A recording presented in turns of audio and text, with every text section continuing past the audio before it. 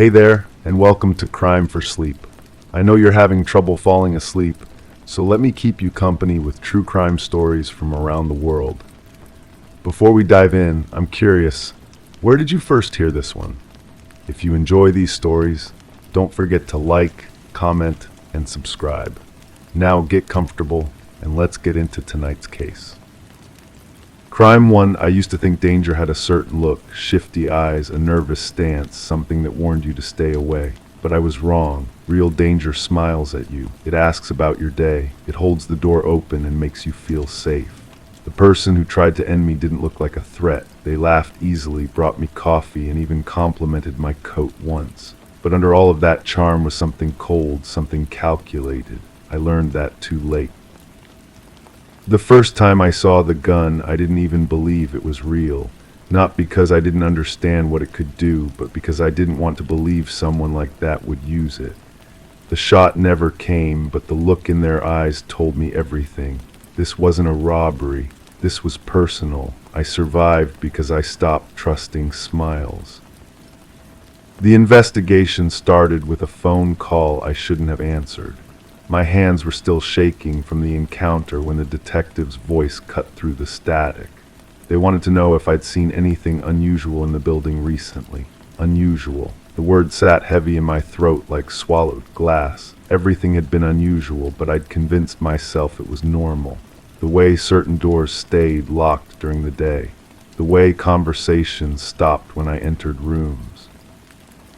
The way my coffee sometimes tasted bitter, metallic, wrong. I found myself walking through the same hallways where it happened, looking for details I might have missed. The fluorescent lights hummed overhead, casting shadows that seemed to move when I wasn't looking directly at them.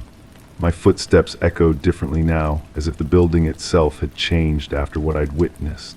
The carpet near the elevator still had that stain I'd noticed before, dark, irregular, like spilled wine that had never been properly cleaned. I'd asked about it once, casual conversation with the maintenance worker. He'd shrugged, said it was coffee. But coffee doesn't smell like copper when you get close enough. The security footage was the first real clue. Grainy, black and white, but clear enough to see the truth I'd been avoiding. There they were, the person I'd trusted, walking through the lobby with that same easy smile. But something was different in their posture, a tension in their shoulders that the camera caught but my eyes had missed. They kept checking their watch, looking toward the stairwell, adjusting something in their jacket pocket. Over and over, the same nervous gesture. I watched the timestamp roll forward, knowing what was coming, knowing I was about to see the moment everything changed. The recording stopped just before I entered the frame. Convenient, too convenient.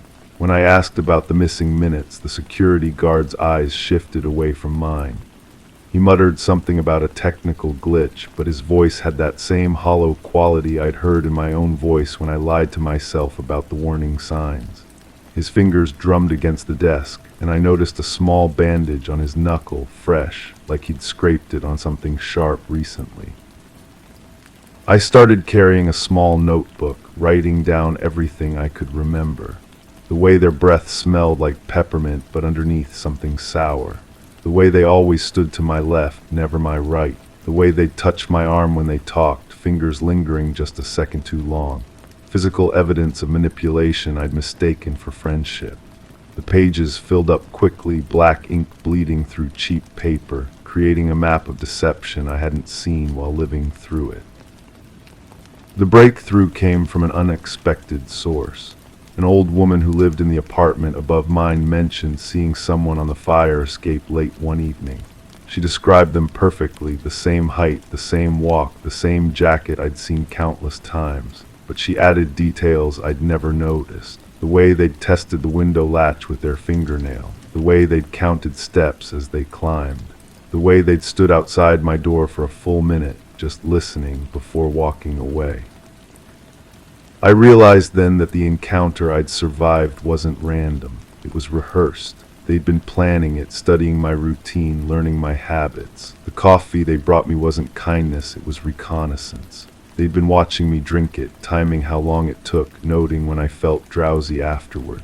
The compliment about my coat wasn't casual conversation. They'd been memorizing what I wore when I wore it, how it moved when I walked. Every friendly gesture had been a calculation. The police file, when I finally gained access to it, was thinner than I'd expected. 3 pages of typed notes, most of them focused on my statement rather than the evidence. No mention of the security footage gap, no mention of the woman upstairs, no mention of the stain on the carpet or the way my coffee had tasted wrong for weeks. It was as if the investigation had been designed to find nothing, to close quietly, to let sleeping truths lie undisturbed. I found myself questioning everything I thought I knew about that day. Had I really seen what I thought I'd seen? The memory felt solid, immutable, but memories lie. They shift and change each time we access them, like files corrupted by repeated opening. The smile I remembered so clearly, had it been friendly or predatory? The gun I'd seen, had it been real or imagined? The threat I'd felt, had it been genuine or paranoid? But then I'd touch the scar on my palm, the small cut I'd gotten when I'd grabbed the door frame, desperate to escape. Physical proof that something had happened, that my fear had been justified. The wound had healed, but the nerve damage remained. Sometimes my fingers would go numb without warning, a reminder that trust, once broken, leaves permanent marks. The case officially closed with no arrests, no charges, no justice. The detective who'd called me that first day retired early, moved away, left no forwarding address. The building manager installed new security cameras, but somehow the old footage disappeared during the transition. The maintenance worker quit without notice, leaving behind only a set of keys and a lingering smell of disinfectant in the utility closet. I still see them sometimes, the person who smiled while holding a gun. Not in person. I've moved, changed my routine, learned to trust my instincts instead of my hopes. But I see them in strangers who hold doors open too eagerly, who remember my name too quickly, who ask too many questions about my day. I see them in every friendly gesture that feels just slightly wrong, every kindness that comes with strings attached. The truth is, I'll never know if they planned to pull the trigger or if they just wanted to see the fear in my eyes. I'll never know if I was their only target or one of many. I'll never know if justice was avoided or if I was simply wrong about everything. What I do know is that survival isn't about escaping danger. It's about learning to recognize it before it's too late. And danger, I've learned, almost always comes with a smile. Crime 2, there was a patch of dirt in my backyard that always bothered me. It never grew grass, no matter how much I watered it. At first I blamed the soil, maybe some bad chemicals or old roots, but something felt off. One day I started digging, not for treasure, not for fun, just to satisfy this gnawing curiosity. A few inches down I hit fabric, then bone. My heart stopped, but my hands kept working. What I found wasn't just a body, it was a message. Someone wanted it found. I called the authorities anonymously. I knew if they traced it back to me, they'd ask questions I couldn't answer. Because the real horror wasn't that there was a corpse in my yard. It was that I recognized the necklace buried with it, and I knew who put it there. The necklace was silver, tarnished, but unmistakable. A small charm shaped like a butterfly with one wing bent at an odd angle. I'd seen it dangling from someone's neck hundreds of times, catching the light as they laughed or turned their head. The memory made my throat tighten. I wrapped the jewelry in an old towel and buried it deeper, away from the remains. The authorities could find the body, but they didn't need to find that. I watched from my kitchen window as the investigators arrived. They worked methodically, photographing everything, measuring distances, sealing evidence in plastic bags. The lead detective was a woman with graying hair who kept glancing at the neighboring houses. She knocked on my door eventually, asking routine questions about strange sounds, unusual activity, people I might have seen. I answered honestly about everything except the necklace. My voice stayed steady, but my palms were damp against the coffee mug I held. The body belonged to someone who'd been missing for over a year. The news reports called it a breakthrough in a cold case. They interviewed the family, showing old photographs of a smiling face I recognized but couldn't place. The victim had been involved in some kind of dispute, they said. Money troubles, relationship problems, the usual complications that make people disappear. I found myself studying those photographs, searching for connections I wasn't sure I wanted to find. Days passed, the yellow tape came down, but the bare patch remained. I started avoiding that corner of the yard, but I couldn't stop thinking about the necklace. Why had someone buried it with the body? Was it meant to identify the victim or implicate someone else? I kept coming back to the bent wing on that butterfly charm. It hadn't been damaged by soil or time. It was old damage, deliberate damage. I decided to visit the local jewelry store where I'd bought gifts before. The owner was an elderly man who remembered faces and stories. I described the necklace carefully, watching his expression change as I spoke. He nodded slowly, his fingers drumming against the glass counter. He'd made that piece himself, he said. Custom work for a regular customer who wanted something special for someone they loved. The customer had been very specific about the design. When I asked who had bought it, he shook his head. Customer confidentiality, he claimed, but his eyes told a different story.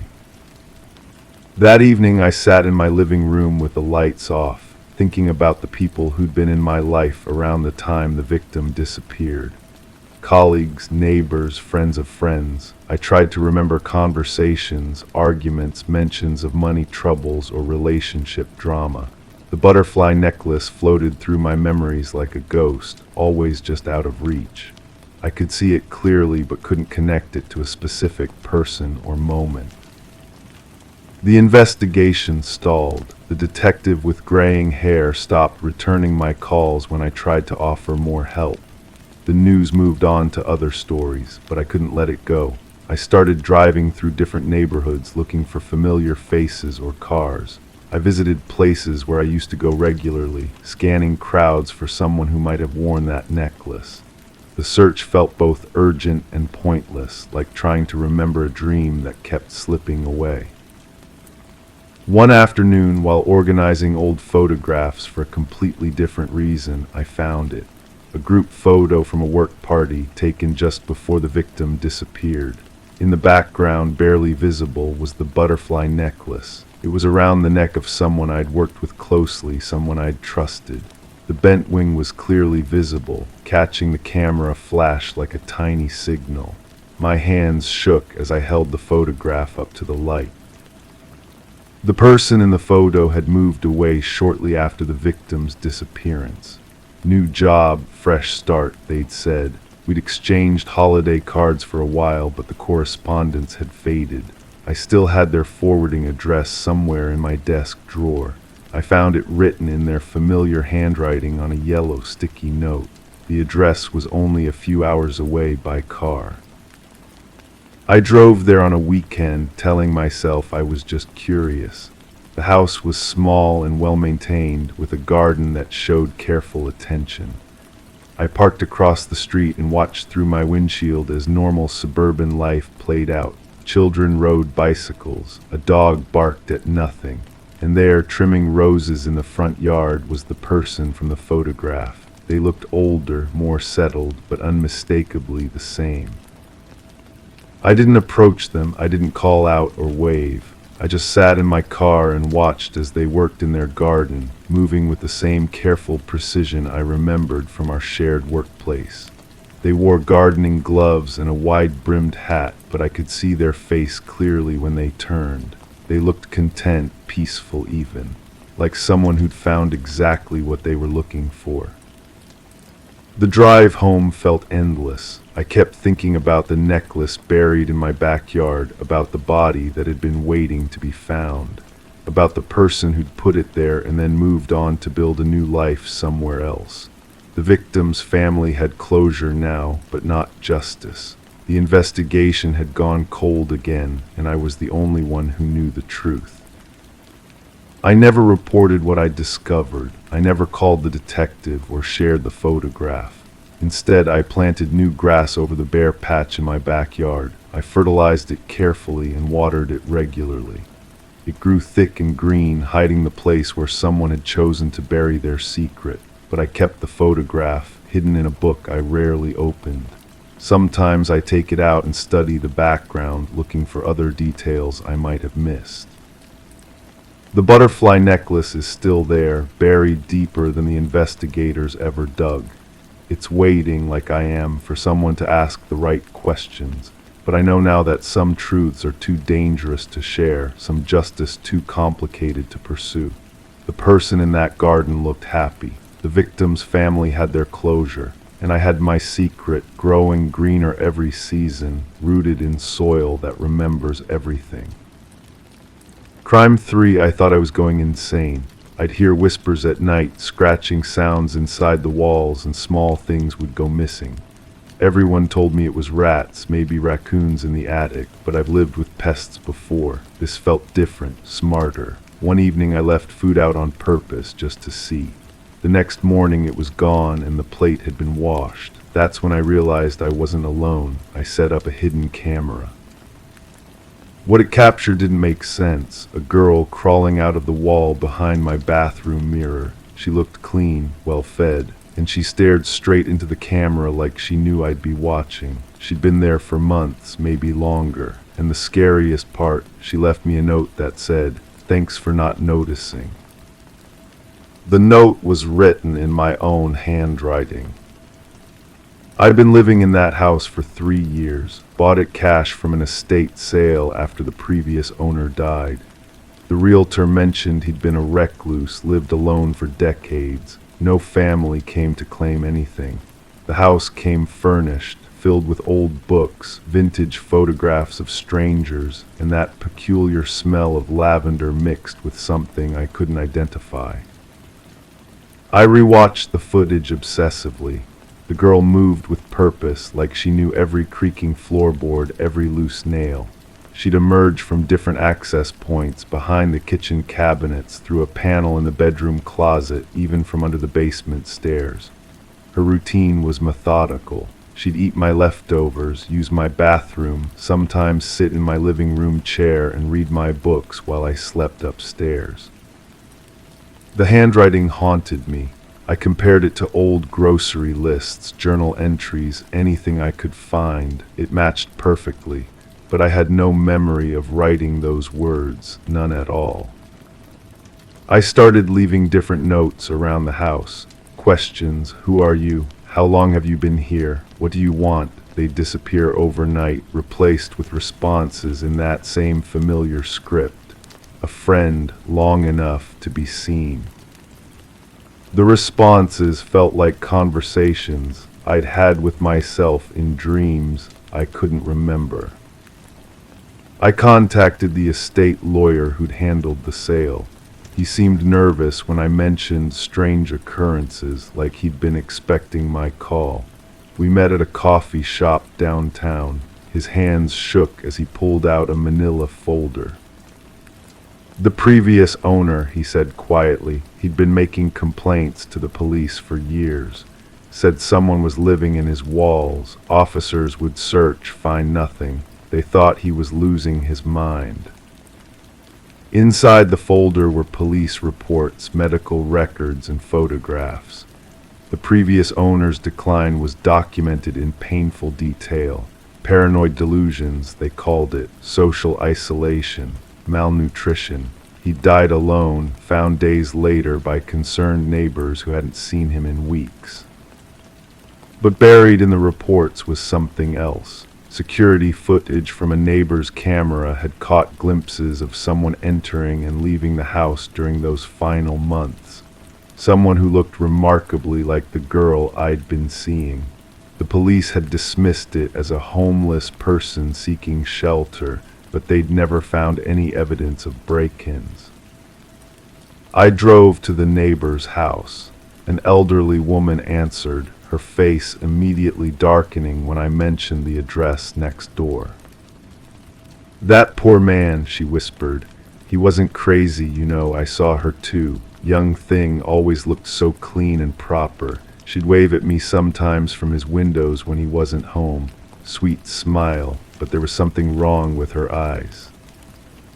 She invited me in, poured tea with trembling hands. Her living room was filled with photographs, and one in particular caught my attention. A family portrait from what looked like the 60s. The resemblance was unmistakable, the same face, the same knowing smile. "That's my daughter," she said, following my gaze. "She disappeared when she was 16. Police said she ran away, but I knew better. She was planning something, always was too smart for her own good." I felt the walls of reality shifting. The woman continued talking, but her voice seemed to come from underwater. She mentioned finding her daughter's journal years later, hidden in the basement. Plans to disappear, to become invisible, to live in the spaces between other people's lives. She said she wanted to study people, the woman continued, to understand what made them break. I left without finishing my tea. Back home, I searched the basement more thoroughly. Behind a loose panel, I found boxes of journals, observation notes, detailed floor plans of houses throughout the neighborhood. The handwriting evolved over decades, but the core remained the same. My handwriting, the girl's handwriting, the previous owner's handwriting. The final journal entry was dated just days before I'd bought the house. It described me, my habits, my routines, my psychological profile, how I'd react to the sounds, the missing items, the notes. It was a study in human behavior, and I was the latest subject. I understood then that I wasn't the first. The previous owner hadn't been the first either. This had been going on for generations. The girl, or whoever she was, had been perfecting her craft, learning to break people slowly, methodically, until they couldn't distinguish between their own thoughts and hers. I packed my belongings that night, but as I loaded the last box into my car, I found another note tucked under my windshield wiper. In my handwriting it read, "You can't leave me behind. I'm already inside your head." I drove away anyway, found a new place across town, changed my phone number, tried to start fresh. But the whispers followed me, the missing items, the notes in my own handwriting, saying things I'd never consciously thought. I've been keeping a journal now, documenting everything. But sometimes I find entries I don't remember writing. Sometimes I catch myself speaking in voices that aren't quite my own. And sometimes, late at night, I hear scratching sounds inside my new walls. The most disturbing part isn't that she might still be following me. It's that I'm no longer sure which thoughts are mine and which ones she planted there. When I look in the mirror, I see my face, but behind my eyes, there's something else looking back, something patient, something that's been learning to be me better than I am. I've been thinking about buying another house, something bigger, something with more walls, and I can't shake the feeling that this isn't my idea at all. Crime 4, I never went down there much. The basement was cold, damp, and filled with old junk I swore I'd throw out but never did. But strange things started happening upstairs, flickering lights, cold drafts, and the feeling of being watched. So I finally went down. As I reached the bottom step, I felt it. Someone had been there. It wasn't just intuition, things had been moved. Then I saw the mattress, tucked behind a wall of boxes, stained and used. Next to it was a knife, a fresh one. I don't know who was living in my basement or how long they were there, but I found a trail of blood leading out through the storm door. And that door had been unlocked from the inside. The police came within an hour, 2 officers, one older with tired eyes, the other younger, taking photos of everything. They asked me the obvious questions. When did I last go down there? Who else had keys? Did I recognize anything that didn't belong? I told them about the strange sounds I'd been hearing for weeks, the way my dog would whine and scratch at the basement door, the missing food I'd blamed on my own forgetfulness. The older officer crouched beside the mattress, pointing out details I'd missed. Cigarette butts ground into the concrete floor, empty cans of food, the kind you eat cold. A small pile of clothes, worn and dirty, folded neatly in the corner. Someone had been living down there with an almost obsessive sense of order. Everything had its place except for the knife. "This is fresh," the officer said, holding up the blade with a pen through the handle. "Whoever was here left recently, maybe when you came down the first time." I tried to remember exactly what I'd heard, what had made me finally descend those stairs. There had been a thud like something heavy falling, then silence. The kind of silence that feels too complete, too deliberate.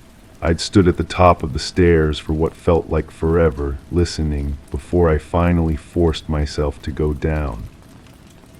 The blood trail was faint but unmistakable. Dark drops leading from the mattress to the storm door that opened directly to the outside. I'd always kept that door locked, but now the deadbolt was turned and there were fresh scratches around the lock mechanism. Someone had been coming and going, and they'd learned to do it quietly. Over the next few days, I couldn't shake the feeling that I was being watched, not from inside the house now, but from outside.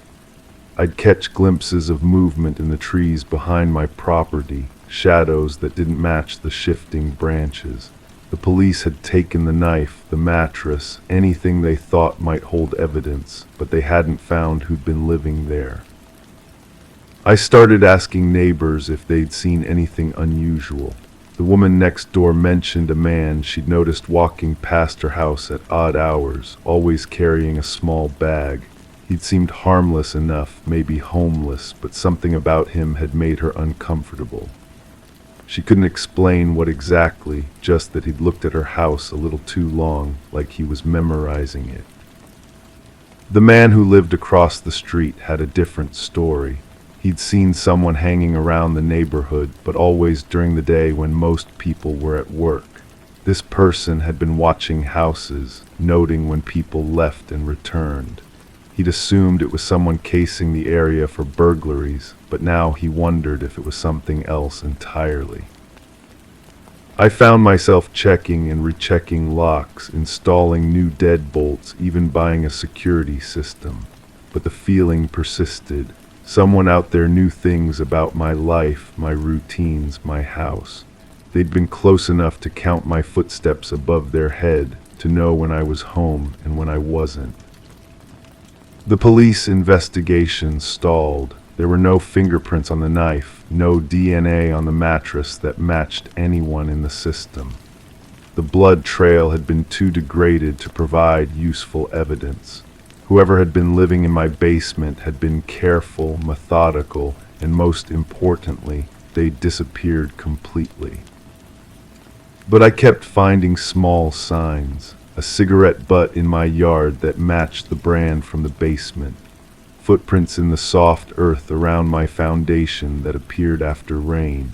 Once I found a piece of paper tucked under my windshield wiper, blank except for a single word written in careful handwriting.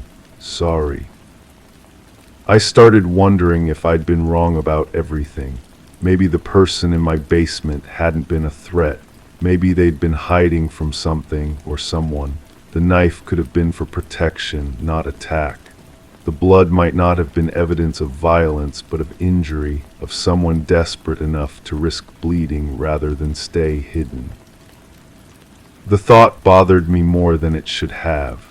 I'd called the police immediately, done everything right, but what if the person living in my basement had been more afraid than I was?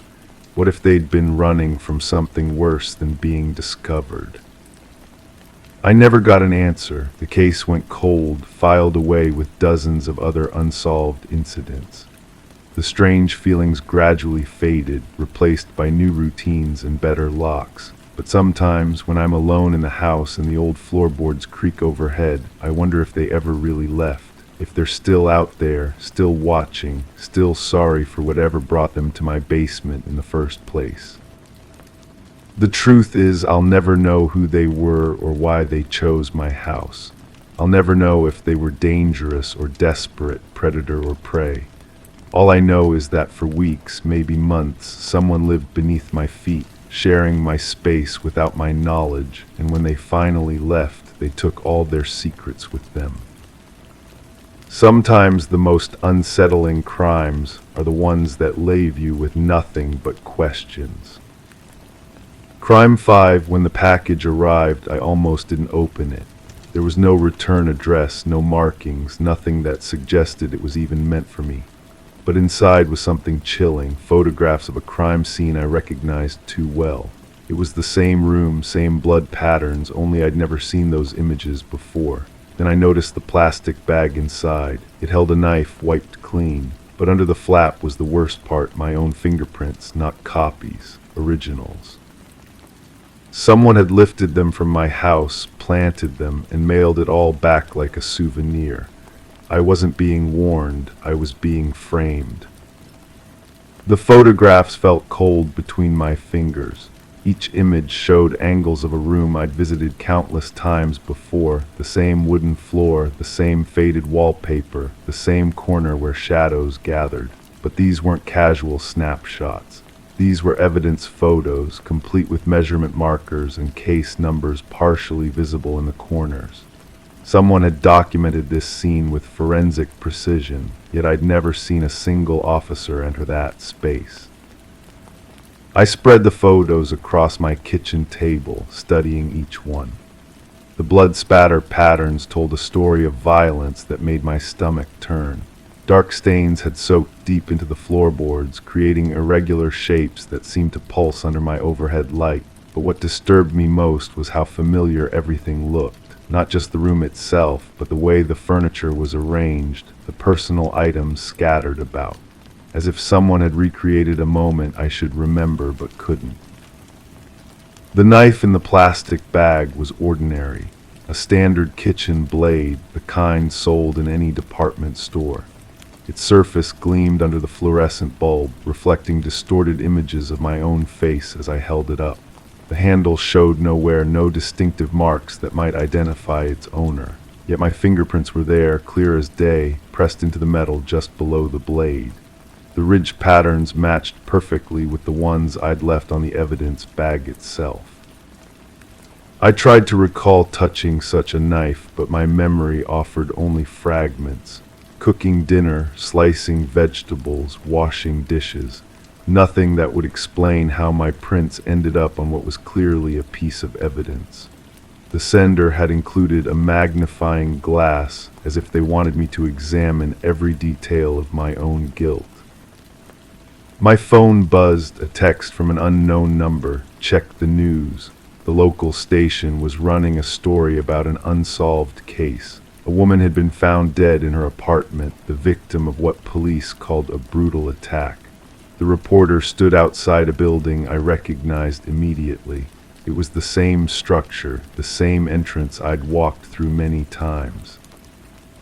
But I couldn't remember why I'd been there or when I'd last visited.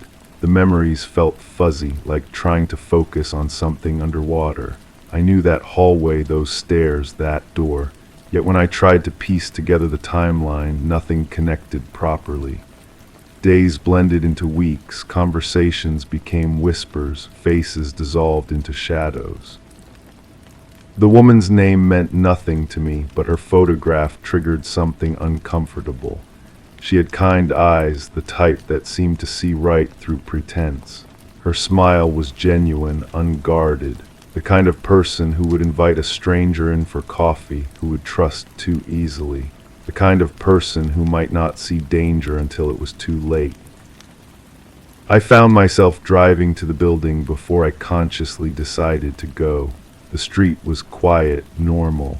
Children played in the courtyard while their parents watched from benches. Nothing about the scene suggested violence or tragedy. Even the apartment window looked peaceful, curtains drawn, but not in a way that screamed abandonment. The building super was watering plants near the entrance. He looked up as I approached, his expression shifting from polite interest to something more guarded. "Can I help you?" he asked, but his tone suggested he already knew the answer. "I'm trying to remember something," I said, which was true enough, "about the woman who lived here, the one in the news." His eyes narrowed slightly. Police already talked to everyone, nothing more to say about that situation. He turned back to his plants, but I could feel his attention still focused on me. Terrible thing. She was a good tenant, quiet, kept to herself mostly. "Did she have visitors, people who came by regularly?" "Some, not many," he paused, considering his words carefully. "Funny thing, though, found her spare key missing after they discovered the body. Never did figure out how someone got in without forcing the door." The spare key, something about that detail made my chest tighten. I could almost picture it, could almost feel the weight of it in my palm, but the memory remained just out of reach, like trying to grab smoke. Back home, I searched through my belongings with growing desperation. Drawers, pockets, old jackets, anywhere a key might hide. In the bottom of my junk drawer, wrapped in a tissue, I found it. A simple brass key with a small paper tag attached. The handwriting was neat, feminine, for emergencies only. My hands shook as I compared it to the photos. The apartment door in the background matched perfectly. This key would fit that lock, but I couldn't remember her giving it to me. Couldn't recall any conversation about emergencies or trust or the kind of relationship that would warrant such a gesture. The phone rang, unknown number again. I let it go to voicemail, but the message was just breathing, long and deliberate. Then a voice, distorted and electronic. "Stop looking or they'll find more than fingerprints." I played the message back several times, trying to identify anything distinctive about the voice. It could have been anyone. The distortion made it impossible to determine gender, age, or accent, but the threat was clear enough. Someone was watching, someone who knew exactly what I was discovering. The evidence bag crinkled as I picked it up again. Inside, beneath the knife, was something I'd missed before. A small piece of paper folded tight. When I unfolded it, I found a receipt. A hardware store purchase from several weeks ago. One knife, one pair of gloves, one roll of plastic sheeting. Paid in cash. No name, but the timestamp matched a gap in my memory I'd been trying to ignore. I couldn't remember buying these items, couldn't recall being in that store or handling that cash. But the receipt was real, the date was specific, and the items were too coincidental to dismiss. Someone had either used my presence there as cover for their own purchase, or I'd bought these things myself and somehow forgotten completely. The blood in the photographs looked fresh, still wet in some shots. The victim's position suggested she'd been surprised, caught off guard by someone she trusted enough to let inside, someone who had a key, someone whose fingerprints were now in my possession, mailed back to me like a trophy. I stared at my reflection in the kitchen window, watching my own face blur and shift in the glass. The person looking back seemed familiar but wrong, like a photograph that had been slightly altered. The eyes were mine, the mouth was mine, but something fundamental had changed, something I couldn't quite identify. The truth was in that room, in those photographs, in the weight of that key in my pocket. But every time I got close to understanding, the memory slipped away like water through my fingers. Maybe some truths are too heavy to carry. Maybe some doors should stay locked, some packages should never be opened. The knife still lies on my counter, reflecting pieces of a story I'm not sure I want to remember. And sometimes, in the quiet moments between sleeping and waking, I can almost hear her voice again, trusting and kind, for emergencies only. Crime 6, it looked old, tucked between the insulation in the attic. A leather-bound notebook filled with entries that didn't make sense at first. They were daily confessions, written by someone who had done terrible things, kidnapping, stalking, even murder. I read each page with growing nausea, but something about the handwriting gnawed at me. It felt familiar. I brought it downstairs and started comparing it to other things in my home. Grocery lists, notes on the fridge, it matched. The person who wrote that journal had been inside my house, maybe still was. I sat at my kitchen table, the journal open before me like a wound. The coffee had gone cold, but I couldn't taste anything anyway. The first entry was dated 3 months ago, right after I'd moved in. The handwriting was careful, deliberate, each letter formed with the precision of someone who wanted to be understood perfectly. Watched her through the kitchen window today. She makes coffee the same way every morning. 2 sugars, no cream. She doesn't know I can see her from the oak tree in the backyard. My hands trembled as I turned the page. The entries grew more detailed, more intimate. Descriptions of my daily routines, my phone conversations, even what I wore to bed. But it was the other entries that made my stomach turn. Stories of following strangers, of breaking into homes, of things I couldn't bring myself to fully absorb. I called the police, but the officer who came seemed more interested in checking his phone than examining the journal.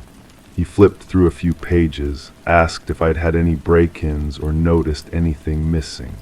When I said no, he shrugged and suggested I install better locks. He left the journal with me, saying there wasn't much they could do without evidence of an actual crime. That night I couldn't sleep. Every sound made me freeze. The house settling, the refrigerator humming, the neighbor's cat walking across the roof. I found myself checking the locks repeatedly, drawing the curtains tighter, but the journal called to me from the kitchen table, demanding to be read. The next morning I discovered something that made my blood run cold. A new entry, written in that same careful handwriting. She found it, saw her reading by the window. She called the police, but they don't believe her. They never do. Maybe it's time to introduce myself properly. I ran to every window, every door, checking locks and latches. The house felt different now, like it was holding its breath. I called in sick to work and spent the day researching the previous owners, the neighbors, anyone who might have had access to my home. The real estate agent was helpful but revealed nothing unusual. The house had been vacant for 6 months before I moved in. No break-ins reported, no complaints from neighbors. But then I found the spare key. It was still there under the fake rock by the front door, exactly where the previous owner had left it. The rock was dusty, undisturbed, but when I picked it up, I noticed something else.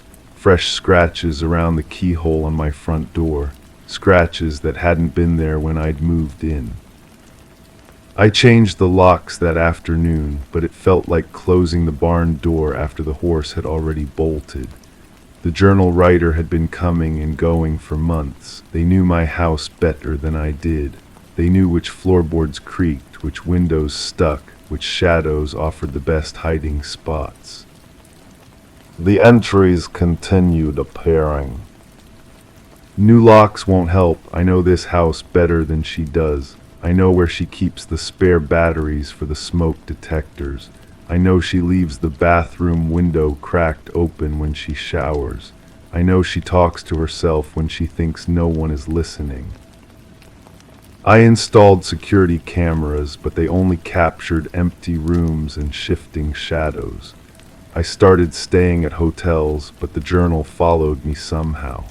New entries appeared even when I was miles away, describing my every movement, my every decision. The police detective I finally convinced to take the case seriously was more thorough than the first officer. She photographed the journal, took samples of the handwriting, ran fingerprint tests, but the results were inconclusive. The fingerprints were too smudged. the handwriting too generic to match against any database. "Have you considered," she asked gently, "that you might be writing these entries yourself?" The question hit me like a physical blow. I stared at her, seeing the doubt in her eyes, the careful way she was watching my reaction. I thought about the sleepless nights, the stress, the way my own handwriting had been changing lately, becoming more careful, more deliberate. I went home and compared the journal entries to my own writing samples. The similarities were there, but so were the differences. The slant of certain letters, the pressure of the pen, the way some words were formed. It was like looking at a photograph of myself taken in a funhouse mirror, recognizable but distorted. That night I set up a video camera pointed at the journal. If someone was still entering my house, I would catch them. If I was writing the entries myself during some kind of psychological episode, I would know. The next morning I checked the footage. 7 hours of an empty kitchen table. The journal remained closed, untouched, but when I opened it, there was a new entry. "She's trying to catch me, but she's looking in the wrong place. I'm not outside trying to get in. I never was." I read the line again, my vision blurring. The handwriting was different this time, more rushed, more familiar. I looked at the pen beside the journal, the one I'd been using to take notes about the case. The ink was the same shade of blue. I called the detective back, but she'd already closed the case. No evidence of forced entry, no witnesses, no crime that could be prosecuted. She suggested I see a therapist, said stress could manifest in unusual ways. But I knew what I'd seen. I knew what I'd read. Even if I couldn't prove it to anyone else, even if I was starting to doubt myself, I knew that someone had been watching me, documenting my life, planning something terrible. The journal entries stopped appearing after that, but I kept checking. Every morning I would open the leather-bound notebook, searching for new confessions, new threats, new evidence that I wasn't losing my mind. The house felt different now, not safer but quieter, like it was waiting for something. I found myself writing more, taking notes about my daily activities, documenting everything I did and when I did it, just in case, just so I would remember. Sometimes, late at night, I would sit at the kitchen table and read through the journal again. The handwriting looked more familiar each time, the words more like something I might have written, but I knew I hadn't. I was sure I hadn't. Wasn't I? Crime 7, the landlord said the place hadn't been lived in for years. Dusty, sure, but structurally sound. I took it. Cheap rent, quiet street, perfect, until I started hearing the clanging. Hollow thumps behind the walls. I knocked one day and the echo felt wrong, too deep. I pushed on the panel and it gave way. Behind it was a room, no windows, no lights, just a mattress, restraints, and walls covered in names, hundreds of them. Mine was the newest one, written in red. I stood there for what felt like hours, my breathing shallow, my hands pressed against the door frame. The smell hit me then, something sweet and metallic, like pennies left in the sun. I pulled out my phone, the flashlight beam cutting through the darkness, revealing more details I wished I hadn't seen. The mattress was stained, the fabric torn in places. The restraints were old leather, worn smooth by use, but it was the walls that made my stomach turn. Name after name carved into the wood, scratched into the paint, written in substances I didn't want to identify. Some were fresh, the wood still pale where the letters had been cut. Others were old, darkened with age. I found myself reading them, memorizing them as if I owed these people that much. Sarah, Michael, Elena, David. The list went on, a catalog of lives that had ended in this room. My name stood out at the bottom, written in what looked like fresh blood. The letters were shaky, hurried, as if whoever had written it had been interrupted. I touched the wall and the substance was still tacky, still wet. I called the police, naturally. They came with their cameras and their questions, their latex gloves and their measured voices. They documented everything, photographed every name, every stain, every piece of evidence. But when they asked me how long I'd been living there, when I'd first noticed the sounds, their eyes held something I couldn't quite read. Suspicion, maybe, or something deeper. The detective assigned to the case was a woman with tired eyes and careful hands. She asked me to walk through the discovery again, to explain exactly when I'd heard the sounds, how I'd found the room. Her questions were precise, methodical. She wanted to know about my background, my work, my relationships. Standard procedure, she said, but there was something in her tone that suggested otherwise. I learned that the house had a history. Previous tenants had reported strange noises, unexplained sounds in the walls, but none of them had found the room, or if they had, they'd never reported it. The detective showed me a file of missing persons reports, photographs of people who had vanished over the years. Some of the faces looked familiar, though I couldn't place where I might have seen them. The landlord claimed ignorance. He'd inherited the property from his uncle, he said, and had never lived there himself. He'd rented it out for decades, never asking too many questions, never inspecting too closely. When I pressed him about the room, about the names on the walls, he grew defensive. He suggested maybe I'd put them there myself, maybe I was trying to create some kind of elaborate hoax. I started researching the names on the walls, spending hours online, scrolling through missing person databases, old newspaper articles, social media profiles that hadn't been updated in years. Some of the names matched reported disappearances. Others seemed to belong to people who had simply vanished without anyone noticing, without anyone filing a report. The detective called me back several times, always with new questions. She wanted to know about my fingerprints, about my DNA, about my whereabouts on specific dates. She never accused me of anything directly, but the implication was clear. I was the one who'd found the room. I was the one whose name was written in fresh blood. I was the one with access to the house. I hired a lawyer, though I couldn't afford one. The questioning became more intense, more focused. They wanted to know about my past, about any history of violence, about my mental health. They searched my belongings, my computer, my phone. They found nothing because there was nothing to find, but their continued attention made me question myself. Had I written my own name on that wall? Had I somehow blocked out the memory of creating that room, of writing those names? The idea was absurd, but it gnawed at me. I started having dreams about the room, about the people whose names were carved into the walls. In my dreams, I knew them all. In my dreams, I was responsible for their silence. The investigation dragged on for months. Some of the names on the walls were connected to real disappearances, but the evidence was circumstantial. The room itself was clean of fingerprints, clean of DNA, clean of anything that might identify its creator. Whoever had built it had been careful, methodical, thorough.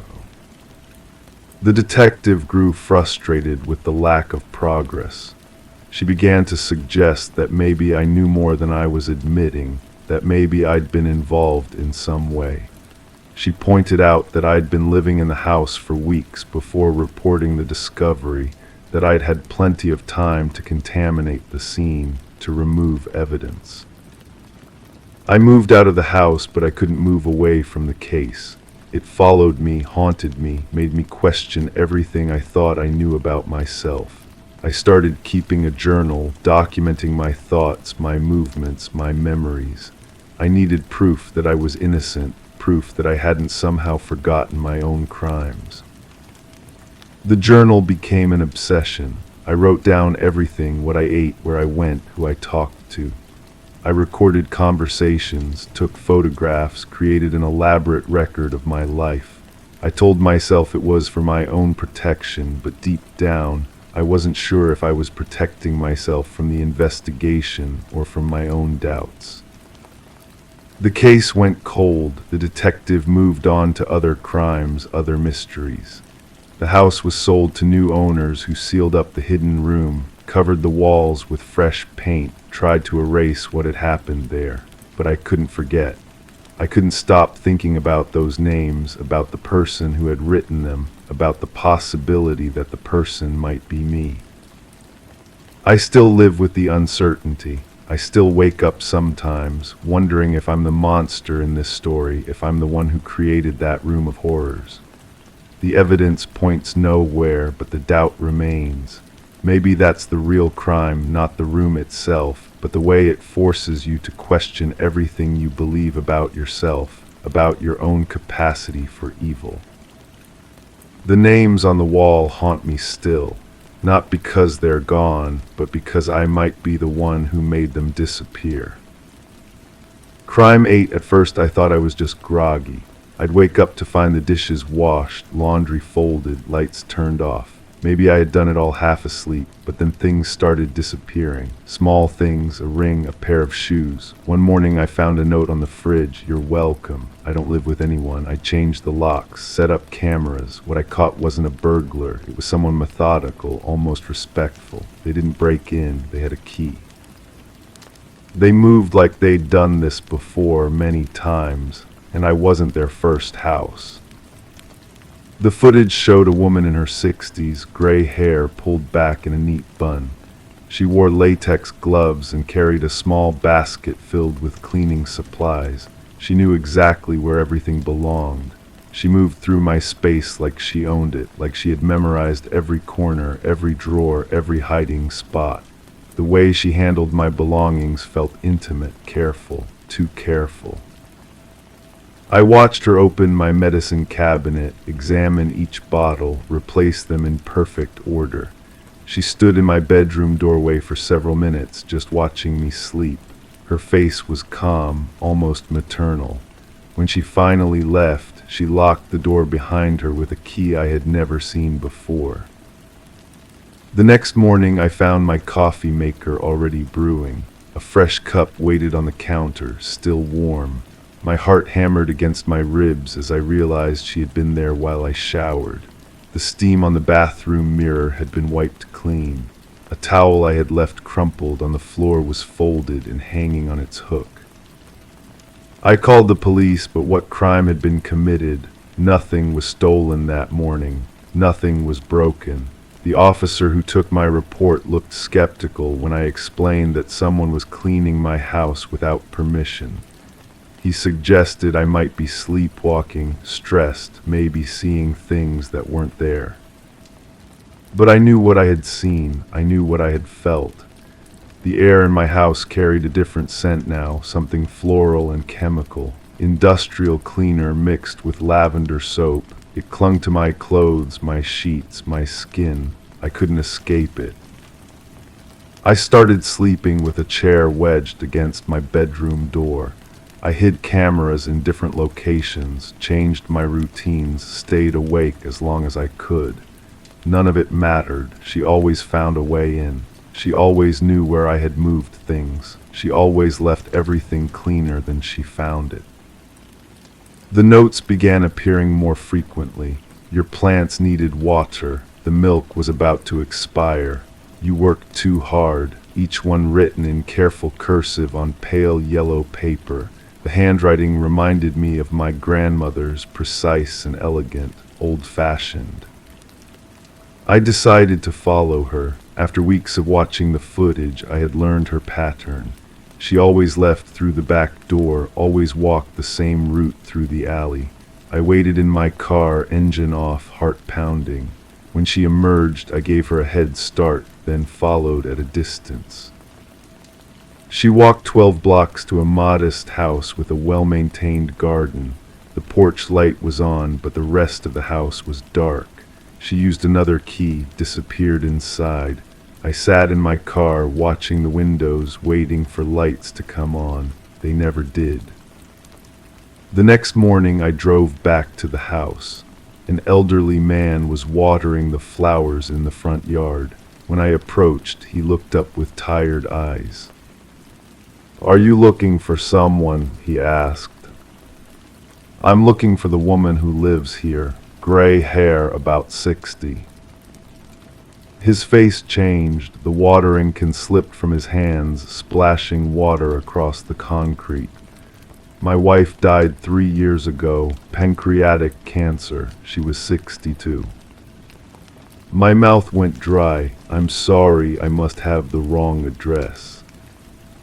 "What did she look like?" His voice was barely a whisper. I described her, every detail I could remember. The way she moved, the careful way she held her hands, the floral scent that followed her everywhere. As I spoke, tears began rolling down his cheeks. "That's her," he said. "That's exactly her. She couldn't sit still, always cleaning, always organizing. She said it was how she showed love." I wanted to run, to pretend this conversation had never happened, but I needed to know, does anyone else have keys to her house? He shook his head. "I haven't been able to go through her things yet, haven't changed anything. Sometimes I pretend she's still here, just in another room." He wiped his eyes with the back of his hand. "Why are you asking about my wife?" I couldn't tell him the truth. I couldn't explain that I had been following someone who looked exactly like his dead wife, someone who had been cleaning my house while I slept. Instead, I apologized again and walked away. That night I waited for her. I sat in my living room with all the lights off, watching the shadows shift across the walls. I had left dishes in the sink, clothes scattered on the floor, everything deliberately messy. If she came, I would see her. I would confront her. But she never came. The house stayed exactly as I had left it. The dishes remained unwashed. The clothes stayed crumpled on the floor. The coffee maker sat silent and cold. For the first time in months, I slept through the night undisturbed. The next morning, I found a final note on my kitchen counter. "You don't need me anymore." The handwriting was different this time, shaky and uncertain. At the bottom, in the same careful cursive I had grown to recognize, someone had written, "Take care of yourself." I never saw her again, but sometimes when I'm washing dishes or folding laundry, I catch a hint of that floral scent. Sometimes I find myself cleaning more carefully, organizing with more precision than I ever had before. Sometimes I wonder if she found someone else who needed her help, someone else who worked too hard and forgot to take care of themselves. And sometimes, late at night when the house is quiet, I wonder if I had been helping her as much as she had been helping me. If maybe, in some way I don't understand, she had needed those moments of purpose, those quiet hours of caring for someone who couldn't care for themselves. The cameras are still there, still recording, but I never watch the footage anymore. Some things are better left unknown. Some questions are better left unanswered. Some mysteries are meant to stay mysterious. I kept the notes, though, all of them. They're in a box in my closet, next to a spare key I found hidden under a loose floorboard. A key that doesn't fit any lock in my house. A key that someone else must have left behind. Someone who knew exactly where to hide it so I would find it when I was ready. I wonder sometimes what would happen if I drove back to that house with the well-maintained garden. If I knocked on the door and handed the key to the old man who waters his flowers every morning. If I told him that his wife had been taking care of people, that she had never really stopped showing love the only way she knew how. But I don't think I ever will. Some stories are too strange to share. Some truths are too heavy to carry alone. And some people, even after they're gone, find ways to keep giving, keep caring, keep cleaning up the messes we leave behind.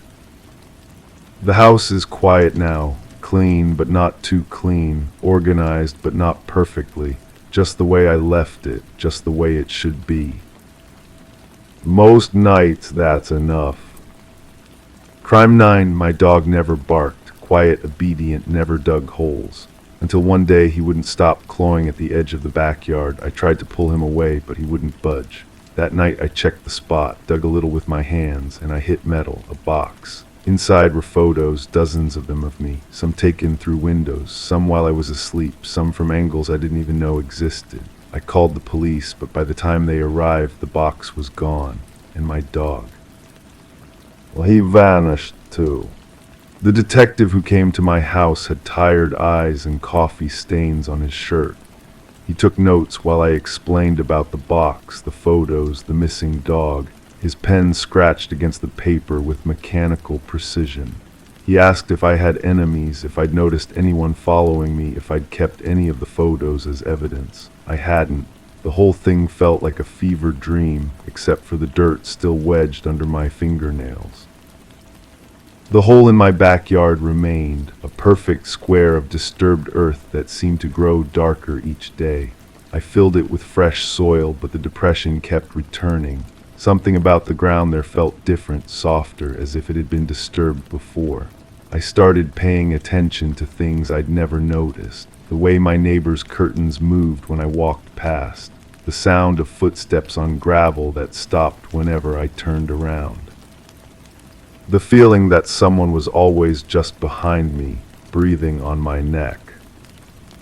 I began retracing my routines from the past months. The coffee shop where I worked on my laptop, the park where I jogged, the grocery store where I bought the same items every week. Each place felt contaminated now, like someone had been watching me perform these mundane acts, cataloging my movements, my habits, my vulnerabilities. I started carrying a small mirror in my pocket, angling it to catch reflections of whoever might be following me. The photos haunted me most, not just because they existed, but because of what they revealed about my life. I saw myself through a stranger's eyes, unguarded and unconscious. There was one of me crying on my couch, though I couldn't remember what had upset me. Another showed me standing in my kitchen, holding a knife while preparing dinner, but the angle made it look threatening, predatory. Someone had been building a narrative about me, frame by frame. I started sleeping with my bedroom door locked and a chair wedged under the handle. The house felt different at night, as if the walls themselves were holding their breath. I'd wake up to sounds I couldn't identify, a soft thud, a whisper of fabric, the creak of floorboards where no one should be walking. My dog's absence became a physical ache. He'd been my early warning system, my companion, my proof that I wasn't entirely alone. The detective called back after a week. They'd found no evidence of a break-in, no fingerprints on the disturbed earth, no reports of missing pets in the area. He suggested I might have been the victim of a prank, teenagers with too much time and a cruel sense of humor. But his voice carried doubt, like he was reading from a script he didn't believe. He gave me a case number and told me to call if anything else happened. I started keeping a journal, documenting every strange occurrence, every shadow that lingered too long, every sound that didn't belong. The entries grew longer and more detailed. I wrote about the mailman who now avoided eye contact, about the barista who seemed nervous when I ordered my usual drink, about the jogger who ran past my house at the same time every morning but never seemed to break a sweat. The photographs had shown me angles of my own life I'd never seen, but now I was seeing angles of other people's lives too. The way my neighbor's routine had changed, how she now checked her locks twice before leaving the house. The way the elderly man across the street had started walking his dog at different times, avoiding the path that led past my backyard. It was as if everyone knew something I didn't, as if they were all part of a conspiracy of silence. I decided to dig again. The soil came away easily, almost eagerly. This time I found something else, a small digital recorder, still functional, still recording. I played back the last few entries. My own voice filled the air, but these were conversations I'd never had, words I'd never spoken. Someone had been editing my voice, splicing together fragments of phone calls and casual conversations to create entirely new dialogues. In one, I seemed to be planning something violent. In another, I was confessing to crimes I'd never committed. The recorder felt warm in my hands, as if it had been recently handled. I looked around my backyard, suddenly aware that I might not be alone. The trees that bordered my property seemed closer than before, their branches forming a canopy that blocked out most of the sky. Somewhere in that darkness, I sensed movement, the subtle shift of someone trying to remain invisible. I kept the recorder but didn't call the police. Something told me they wouldn't believe me, that they'd already decided I was unreliable, possibly disturbed. Instead, I began my own investigation. I reviewed my credit card statements, looking for purchases I didn't remember making. I checked my computer's browsing history, searching for websites I'd never visited. I examined my phone records, looking for calls to numbers I didn't recognize. The pattern emerged slowly. Small inconsistencies, minor alterations to my digital footprint. Someone had been living a parallel version of my life, making decisions I'd never made, creating evidence of actions I'd never taken. The photos weren't just surveillance, they were documentation, proof of a life that existed alongside mine but belonged to someone else. I realized then that my dog hadn't disappeared, he'd been taken. And the person who took him knew that I'd come looking, knew that I'd dig up the truth buried in my own backyard. They'd been watching me discover each piece of evidence, orchestrating my investigation, leading me toward a conclusion that might destroy everything I thought I knew about myself. The hole in my backyard grew deeper each night, as if someone else was digging, searching for something I hadn't found yet. I stopped sleeping, stopped eating regular meals, stopped maintaining the facade of normal life. My reflection in the bathroom mirror looked like a stranger, hollow-eyed and suspicious, exactly like the person in those hidden photographs.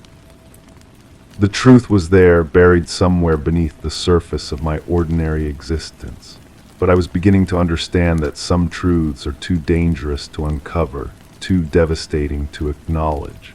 My dog had tried to warn me, had tried to show me what was hidden. Now I was left to decide whether to keep digging or to fill the hole permanently, burying whatever secrets it contained along with my need to know what really happened in my own backyard. Story 10, the motel stood as a relic of forgotten days, a place where transient souls sought shelter for a fleeting night. The receptionist passed her the key with a cryptic gaze, a silent warning lingering in his eyes. "Just avoid the final door on your left," he whispered, a chill running down her spine.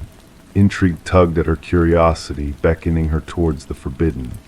That evening, as shadows danced along the dim corridor, she halted before the ominous door. The handle sent shivers through her as she reached out, the cold metal biting into her palm. To the naked eye, the door appeared no different from its neighbors until she pressed her ear against it.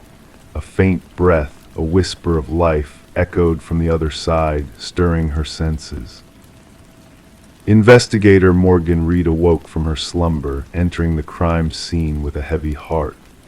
The scent of iron filled the air, a macabre perfume that signaled tragedy. Blood had seeped into the worn carpet, painting a grim tableau beneath her feet.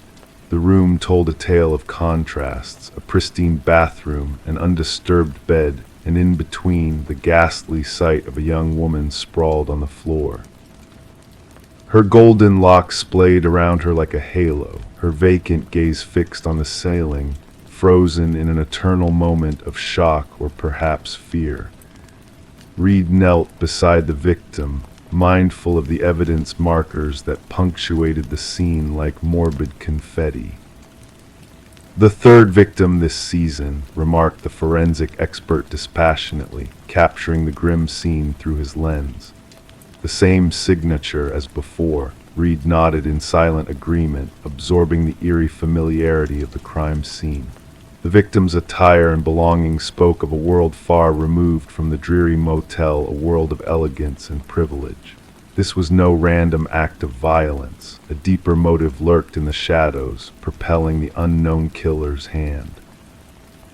The motel manager lingered in the doorway, his pallor betraying his unease. She checked in alone, paid in cash I never imagined. His voice faltered, haunted by the grim reality that unfolded within the walls of his establishment. The maid discovered her during routine cleaning. Reed surveyed the room with a keen eye, searching for clues that might unravel the mystery. No forced entry, no signs of struggle. The victim had welcomed her demise, a grim companion in the night. Back at the precinct, Reed pieced together the puzzle on the corkboard. 3 faces, 3 lives extinguished in cheap motels, a sinister pattern emerging. The media buzzed with speculation, painting a portrait of a predator lurking in the shadows. Detective Hayes interrupted her reverie, laying out the autopsy report before her. Death by strangulation, manual, no trace of DNA under the victim's nails, no signs of sexual assault. Reed furrowed her brow, sensing a personal vendetta woven into the fabric of the crimes. Days melded into nights as the investigation delved deeper into the abyss. Surveillance footage yielded no tangible leads, leaving more questions than answers. The victim, identified as Elaine Werner, defied the motel's sordid reputation, a woman of caution and precision, an enigma in death. A breakthrough surfaced during Reed's interview with Werner's sister, unearthing a clandestine affair with a mysterious man known only as C, a web of secrets unfurled, leading Reed to Werner's workplace and a chilling revelation. Colleagues painted Werner as a consummate professional, shielding her private life behind a veil of discretion. Yet a business card tucked away hinted at a clandestine liaison with Charles Emerson, a high-ranking executive. Emerson's facade crumbled under Reed's scrutiny, his composed demeanor betraying a flicker of guilt. The pieces fell into place as forensic evidence linked him to the crime scene, unraveling a web of deceit and betrayal. In the interrogation room, Emerson's mask of indifference shattered, revealing the darkness that dwelled within. They threatened to expose everything, he confessed, the veneer of respectability crumbling. The trial laid bare his heinous acts, condemning him to a lifetime of confinement. As Reed locked eyes with the hollow shell of a man, she glimpsed the void that consumed him, a chilling absence where empathy should have resided. The media dubbed it the door on the left case, a cautionary tale of hidden desires and deadly consequences. Psychologists delved into Emerson's psyche, dissecting the twisted motivations that drove him to commit unspeakable acts. But for Reed, the mystery lingered like a ghost in the night, haunting her footsteps as she wandered through hotel corridors. In the evidence vault, 3 keys lay dormant, silent witnesses to the horrors that unfolded behind closed doors, a stark reminder that some secrets, once unveiled, can never be erased from memory. Story 11. In the hushed stillness of the night, a young woman stood in the nursery, brush in hand, ready to transform the faded blue walls before her baby's arrival. As she applied the first coat of white paint, a hidden message began to emerge, faint yet insistent. Don't let it hear you. Her heart skipped a beat, a chill dancing down her spine. Stepping back, her eyes widened at the sight of tiny handprints imprinted in the fresh paint, too high for any child to reach. This eerie discovery marked the inception of what would later be known as the Whispering House case. The couple, lured by the allure of a Victorian-style home at an unbelievably low price, had unwittingly stepped into a realm of darkness and secrets.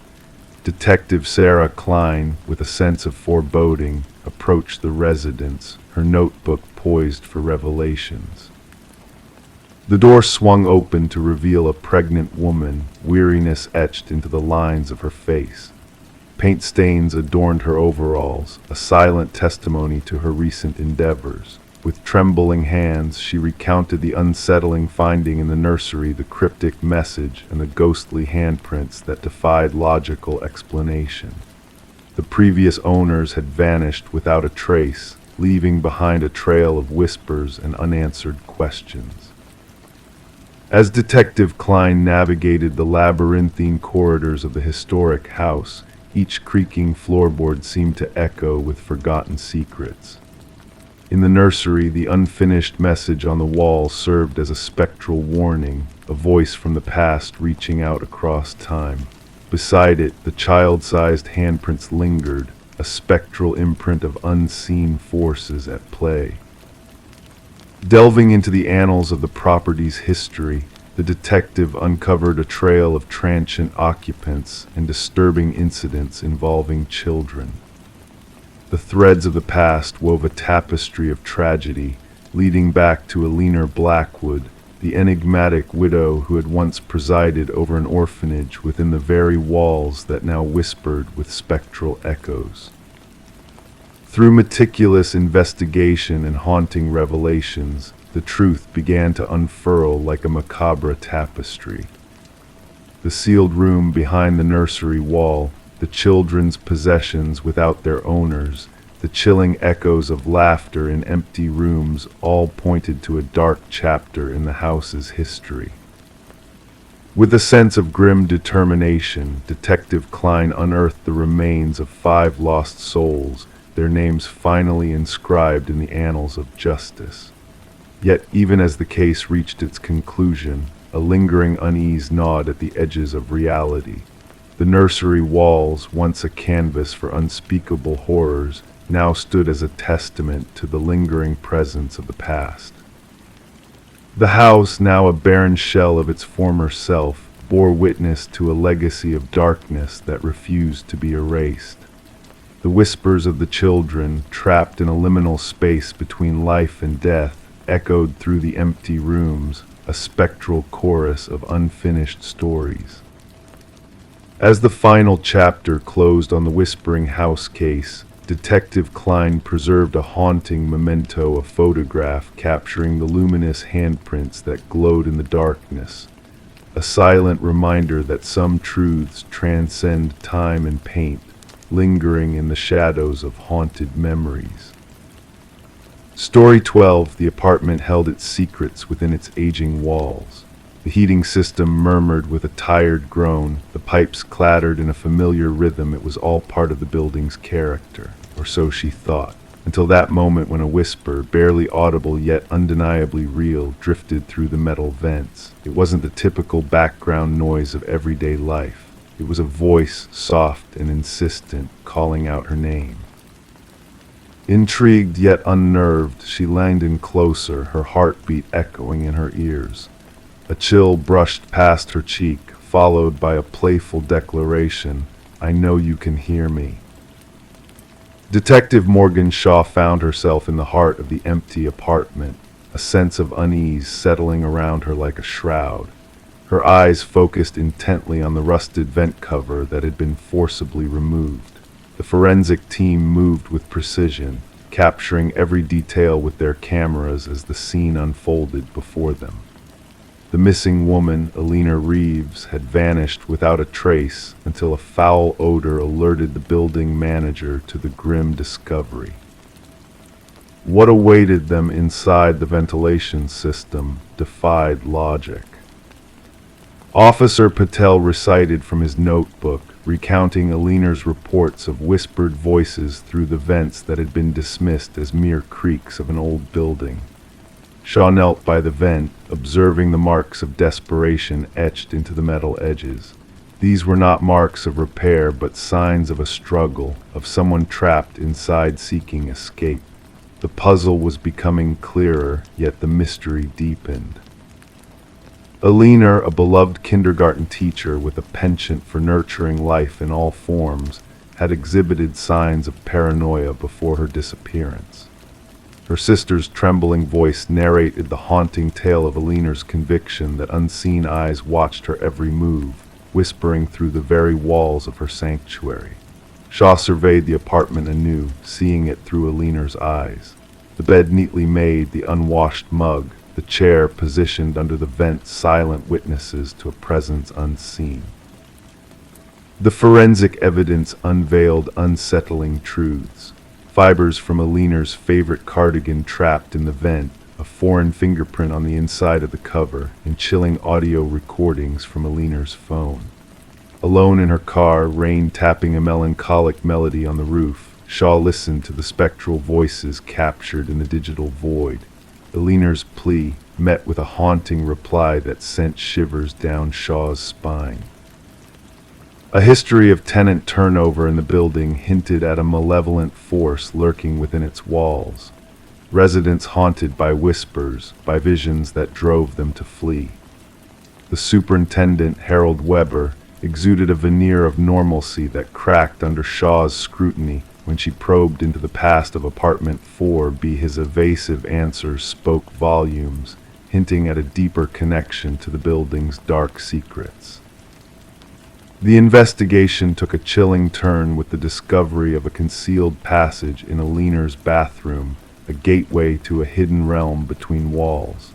A trove of belongings found within hinted at a clandestine observer, a voyeur living within the very structure of the building. Shaw's suspicions crystallized as she delved into Weber's meticulously kept records, a digital shrine to his twisted obsession. Weber's sterile apartment held no personal traces, but his computer unveiled a macabre gallery of violated privacy. Shaw recoiled at the invasion of Aliner's life catalogued in meticulous detail. The unnerving entries in Weber's journal painted a picture of a deranged mind fixated on merging with his victims, on inviting them into the darkness he inhabited. The arrest of Weber brought a semblance of closure, yet the specter of his deeds lingered like a ghostly whisper in the vacant halls. The truth of Aliner's fate emerged sedated, coerced into the labyrinthine vents where her cries faded into the metallic expanse. Families of past tenants shared their harrowing tales, a tapestry of fear woven by a predator who preyed on their vulnerabilities. In the courtroom, Weber's facade of sanity cracked under the weight of damning evidence. His words, laced with a chilling certainty, echoed through the chamber. Convicted on all charges, he departed with a cryptic warning that sent a shiver through Shaw's soul. The building held memories, echoes of the tormented souls ensnared within its walls. Now the once vibrant apartment building stands as a silent sentinel to the horrors that unfolded within. Despite attempts to erase the stains of the past, new residents speak of whispers in the night, of unseen eyes watching from the shadows. The echoes of a dark chapter persist, carried on the groans of the heating system, the rattle of the pipes, a haunting melody that refuses to fade into oblivion.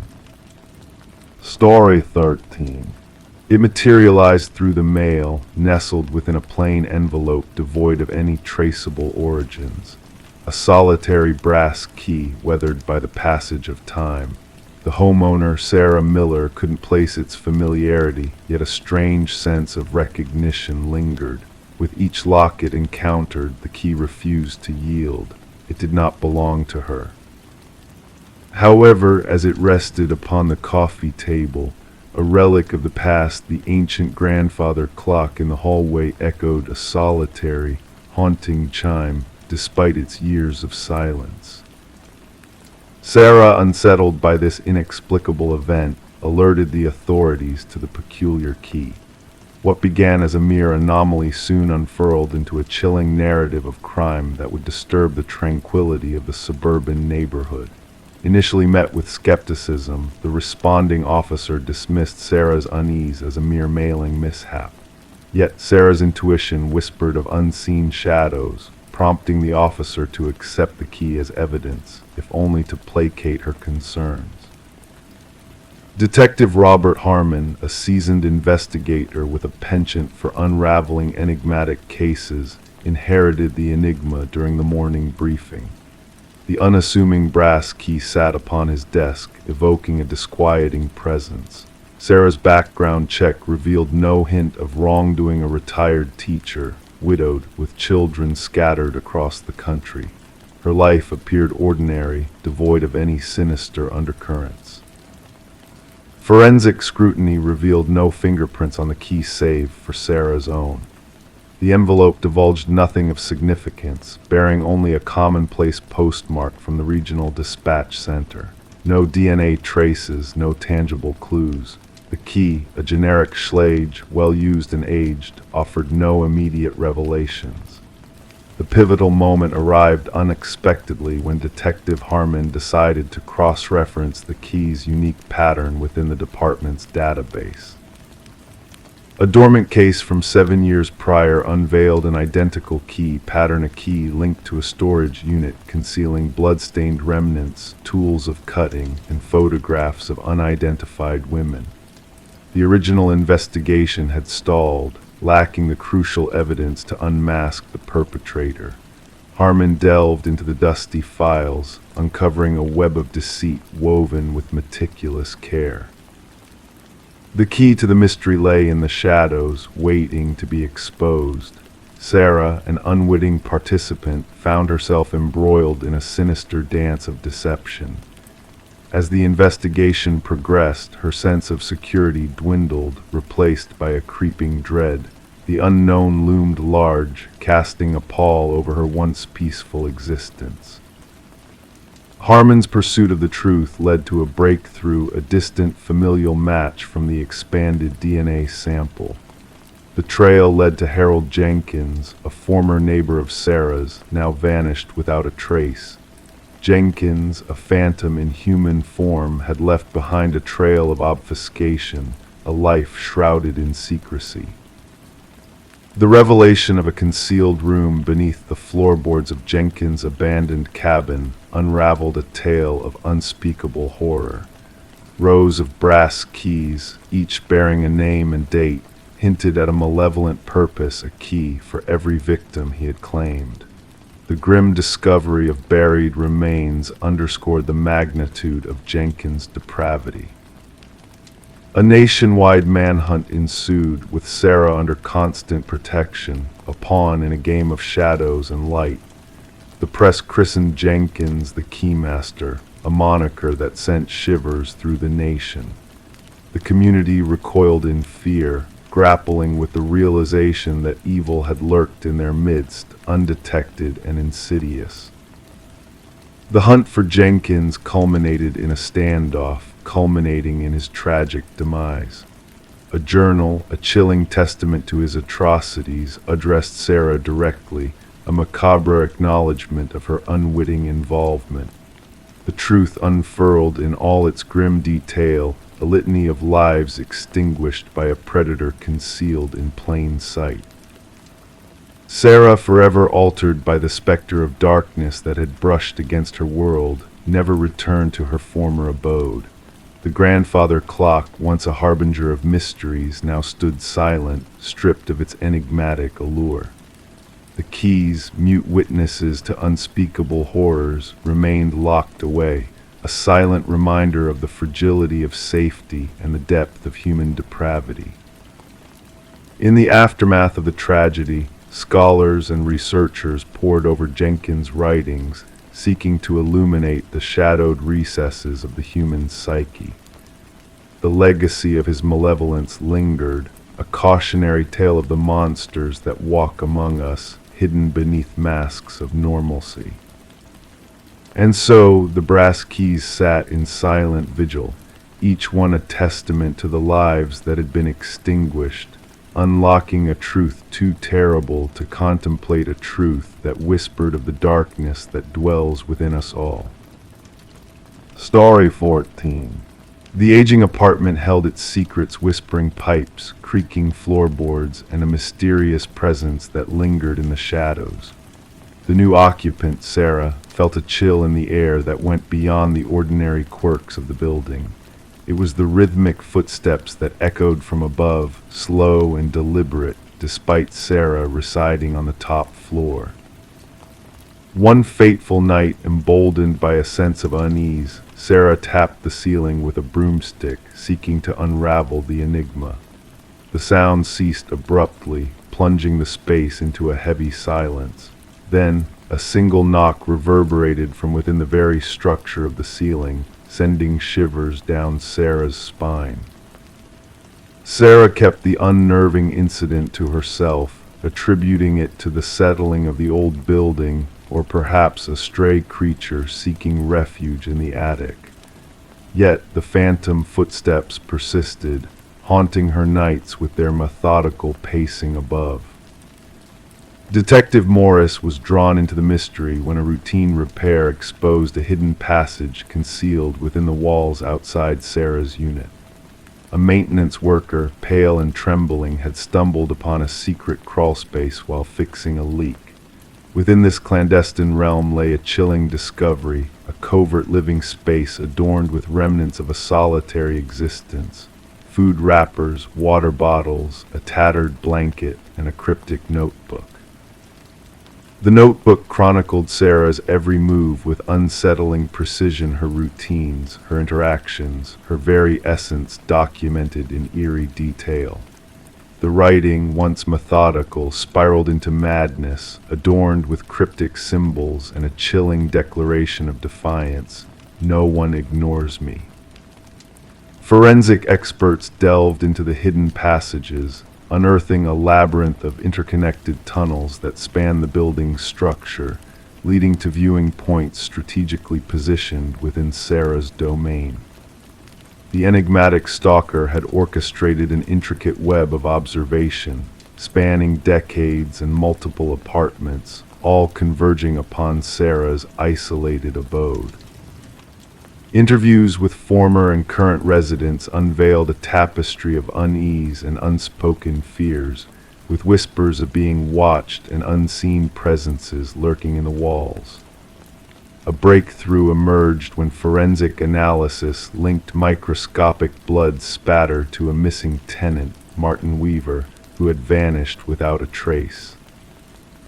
Delving deeper into the shadows, Detective Morris uncovered a trail of unsettling connections leading to a reclusive figure named Edward Mercer, a phantom dwelling on the fringes of society, leaving behind a trail of unanswered questions and vanished souls. As the investigation unfolded, a remote cabin emerged as the epicenter of Edward's sinister design, a shrine to his twisted obsession with unsuspecting residents. Maps, journals, and macabre trophies painted a portrait of a man consumed by a dark compulsion, preying upon the unwitting denizens of his chosen habitats. The hunt for Edward intensified, revealing a trail of devastation in his wake graves hidden beneath the earth, each a grim testament to his insidious reign. Yet the elusive predator remained one step ahead, leaving behind a chilling message signaling a new chapter in the deadly game of hide and seek. Sarah, the unwitting focal point of Edward's macabre fascination, vanished without a trace, her fate intertwined with the shadows that danced within the walls of her apartment. The search for Edward, the phantom architect of terror, continues, a haunting reminder of the darkness that lurks beneath the veneer of everyday life. Detective Morris, haunted by the specter of Sarah's silent plight, finds himself listening to the echoes of the night, wondering if somewhere in the quiet corners of his own home, another sinister presence lies in wait. The legacy of Edward Mercer lingers, a cautionary tale of hidden horrors and the chilling truth that some nightmares dwell just beyond the walls of perception. Story 15. The aged library faced its fate of demolition, the workers nearing completion when a curious twist of fate unfolded. Amidst the routine dismantling, a worker stumbled upon a concealed latch cleverly hidden within a dusty bookshelf. With a gentle click, the entire shelving unit swung open, revealing a narrow passageway leading to a clandestine chamber. The air within was heavy, stagnant, as if time itself had forgotten this secluded space. Devoid of furniture, save for a solitary chair bolted to the floor at the room's center.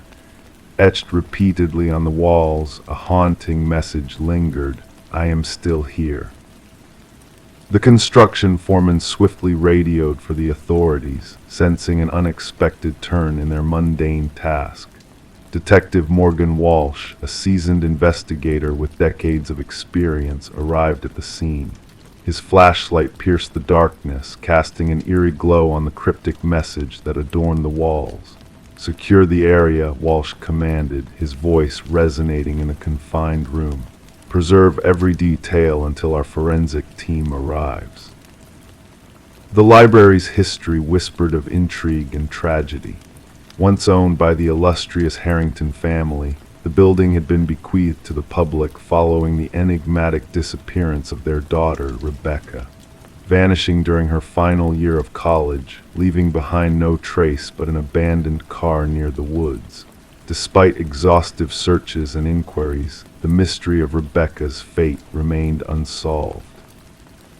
The prevailing belief suggested she had chosen to vanish, yet her family vehemently rejected this notion, convinced of a darker truth. As forensic experts meticulously combed through the hidden chamber, they uncovered strands of hair and fibers embedded within the aged chair. Traces of blood and skin cells clung to the scratched walls, hinting at a tumultuous struggle endured by a young female captive.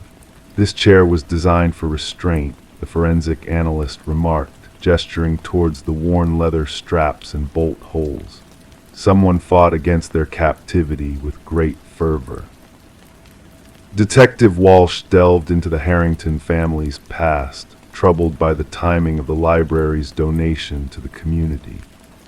A donation that coincided eerily with Rebecca's disappearance, hinting at a connection that begged to be unraveled. Further scrutiny unearthed a chilling revelation. The bookshelf concealing the hidden room had been installed by a contractor exclusively hired by Maxwell Harrington, Rebecca's uncle and the family's patriarch. Financial records unveiled exorbitant payments to the contractor, far surpassing standard renovation expenses.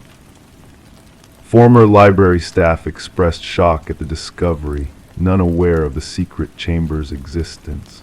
However, an elderly librarian recalled Maxwell's peculiar obsession with the untouched section of the building, spending solitary hours within its confines after dusk. Maxwell insisted that part remain untouched during renovations, she shared with investigators, claiming it held irreplaceable historical significance. The investigation intensified when DNA evidence linked the biological material from the hidden chamber to Rebecca's hairbrush found in her old bedroom. The grim truth materialized: Rebecca had not fled but had been imprisoned behind the walls, likely by a member of her own family. With a warrant in hand, detectives searched the Harrington estate, uncovering a hidden journal within Maxwell's study. The journal chronicled his disturbing fixation on his niece, culminating in a chilling entry. "She threatened to expose me. She must remain in the room until she sees reason." Confronted with the damning evidence, Maxwell's composed facade shattered. "Rebecca knew too much," he confessed coldly. "I couldn't let her tarnish the family name." His admission painted a macabre picture of deceit and violence. Maxwell had ensnared Rebecca, entombing her behind the walls in a bid to silence her. Tragically, his plan spiraled into a fatal confrontation, resulting in Rebecca's demise. Beneath the floor of the hidden room, ground-penetrating radar confirmed the presence of human remains. Subsequent excavation unveiled Rebecca's skeletal remains, adorned with the silver bracelet her parents had gifted her on her 20th birthday. The Harrington family bore witness to Maxwell's sentencing, a somber moment of closure after years of anguish. Rebecca's mother clutched the recovered bracelet, a poignant token of remembrance amidst the sorrow. The library's demolition was halted indefinitely, transformed into a site of reverence and contemplation. Community members laid flowers at the entrance, paying tribute to a life cut tragically short and a long-hidden truth that had finally come to light. In a poignant twist, Rebecca's desperate message etched on the walls ensured her enduring presence, a poignant reminder that justice, though belated, prevails in the end. Story 16. It was a chance dial, a mere whisper of static and distant echoes. The operator was about to dismiss it as background noise until a voice broke through the haze. A woman's voice, urgent and hushed, gasping, "He's here." And then silence enveloped the call like a shroud. Tracing the number led to a house frozen in time, its rooms empty and echoes lingering in the air, abandoned for years. No signs of intrusion, no disturbances in the dust that settled like a heavy secret over every surface. But in the forgotten kitchen, amidst the stillness, the phone rested on the counter, its screen softly aglow. The call had been made mere moments ago, a ghostly whisper from the past echoing into the present. Detective Morgan Reed played back the recording for the 5th time, each repetition sending a chill down her spine. The whisper lingered in the air, a spectral presence desperate, filled with a fear that transcended time and reason. The abandoned house had once belonged to the Sullivans, a family torn apart by a devastating fire that had ravaged the West Wing. Since then, the house had stood silent, untouched by life. The caretaker, a silent guardian of memories, attested that no one had trespassed within its walls for years. "Background check on the number," Morgan inquired of her partner, Detective Walsh. The answer came back a haunting revelation. The number belonged to Catherine Sullivan, the daughter of the former residents who had met a tragic end in a car accident 3 years past. Morgan's gaze lingered on the evidence bag holding the phone, a puzzle with no solution in sight. A phone once owned by a woman long gone, now making calls from a house frozen in time. The dust on the counter told a story of its own, disturbed only where the phone now rested, as if placed there by an unseen hand. The forensic team combed through the evidence, finding nothing of substance. No fingerprints to trace, no footprints leading to or from the house. Locked doors, sealed windows, the mystery only deepened. The heart of their investigation became those fleeting 11 seconds of static and whispers, a spectral call from beyond the grave. Voice analysis confirmed the impossible. The voice matched Catherine Sullivan's with an unsettling 98% certainty, recorded at the exact moment of her tragic passing 3 years prior, down to the very minute. Morgan and Walsh delved into Catherine's past, seeking answers in the shadows of memory. Her father, now remarried, appeared genuinely bewildered by the spectral call. Her mother, a solitary figure in a small apartment, crumbled at the sound of her daughter's voice. "That's my Katie," she murmured, her voice trembling. "She sounds so frightened." Mark Jennings, Catherine's boyfriend at the time of her demise, provided an alibi for the night of the call, working a night shift at the hospital, accounted for by witnesses and security footage. The house had stood empty, a silent witness to the impossible call.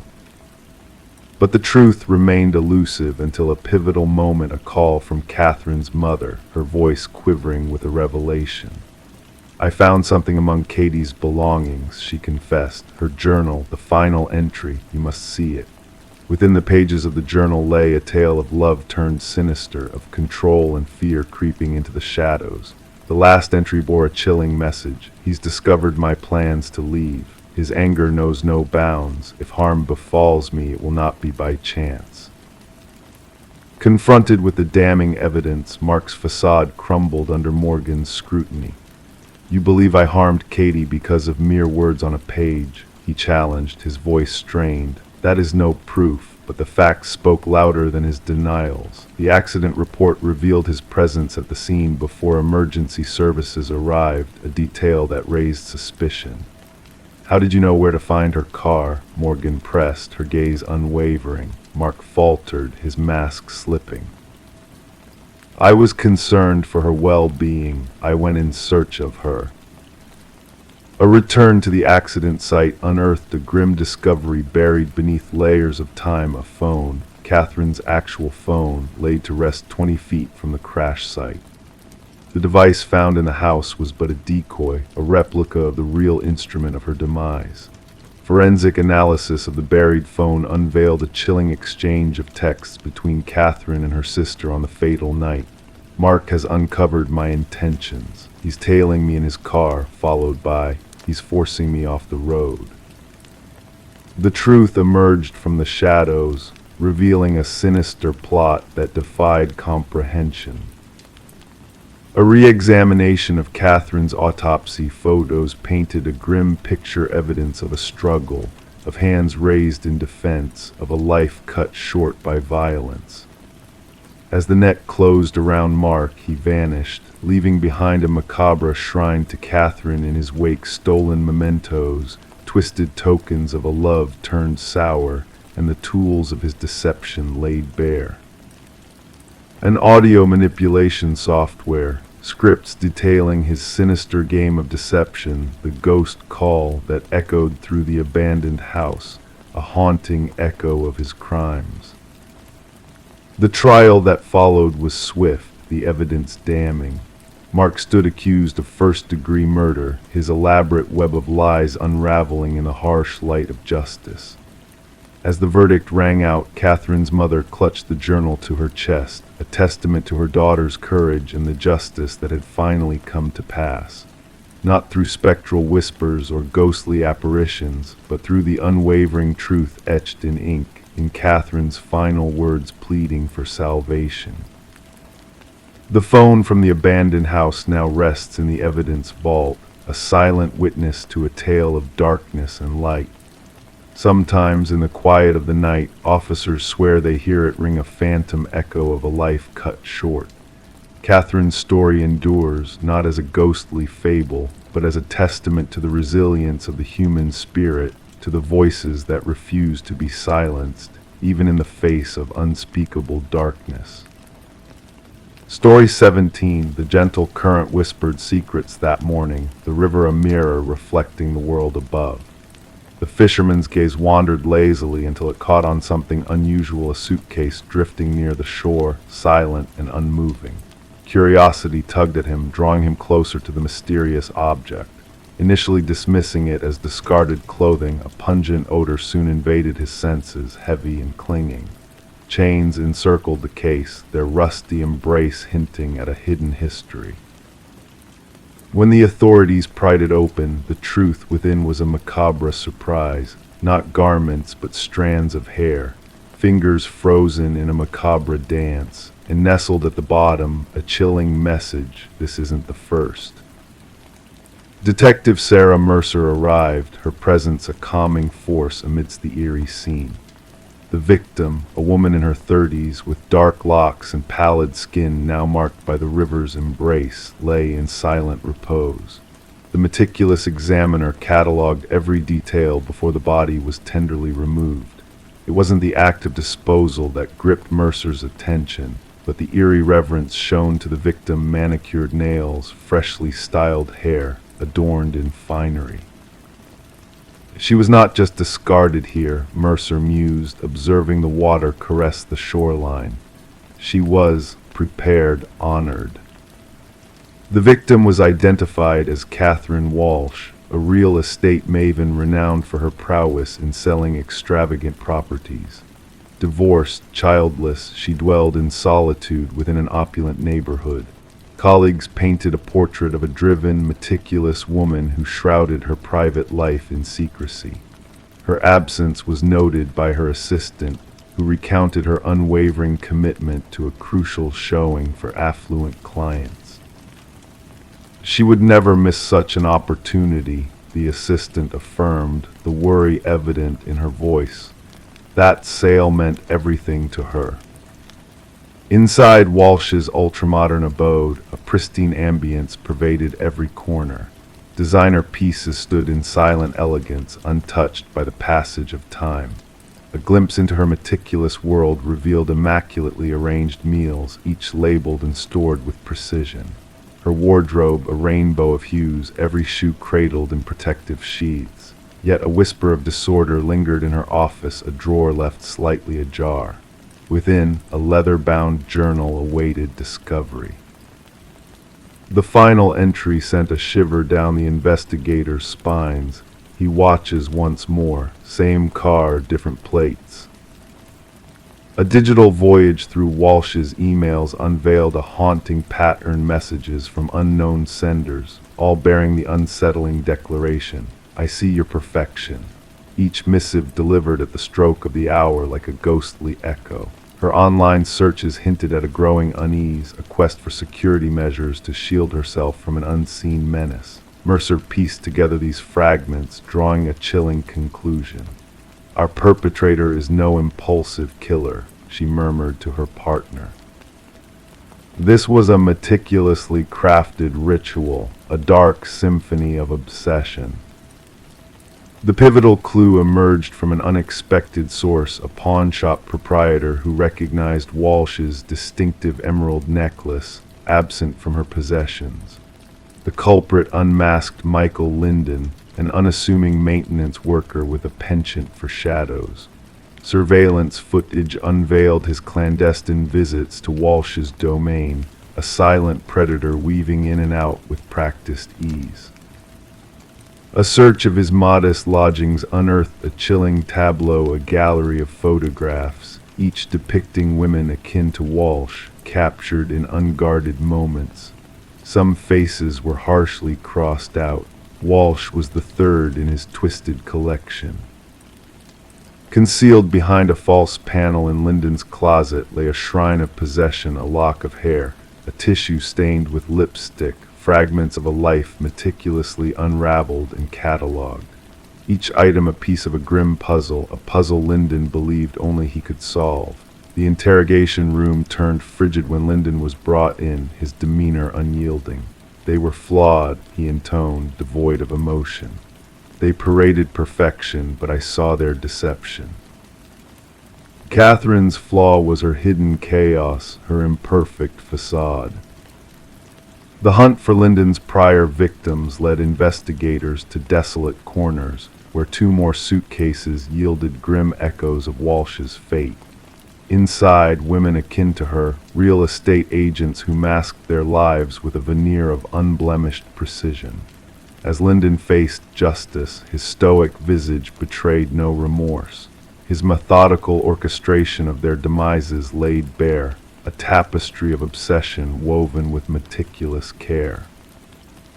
Amidst the courtroom's solemnity, families of the victims bore silent witness as the gavel sealed Linden's eternal fate, a life sentence devoid of reprieve.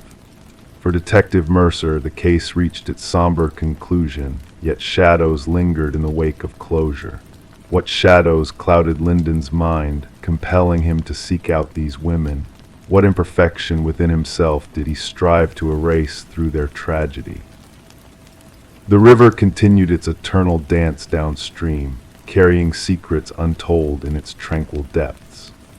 Within the precinct, Mercer's desk harbored copies of Linden's unsettling journals, a reminder that darkness often wears a mask of normalcy, lurking in the unlikeliest of places.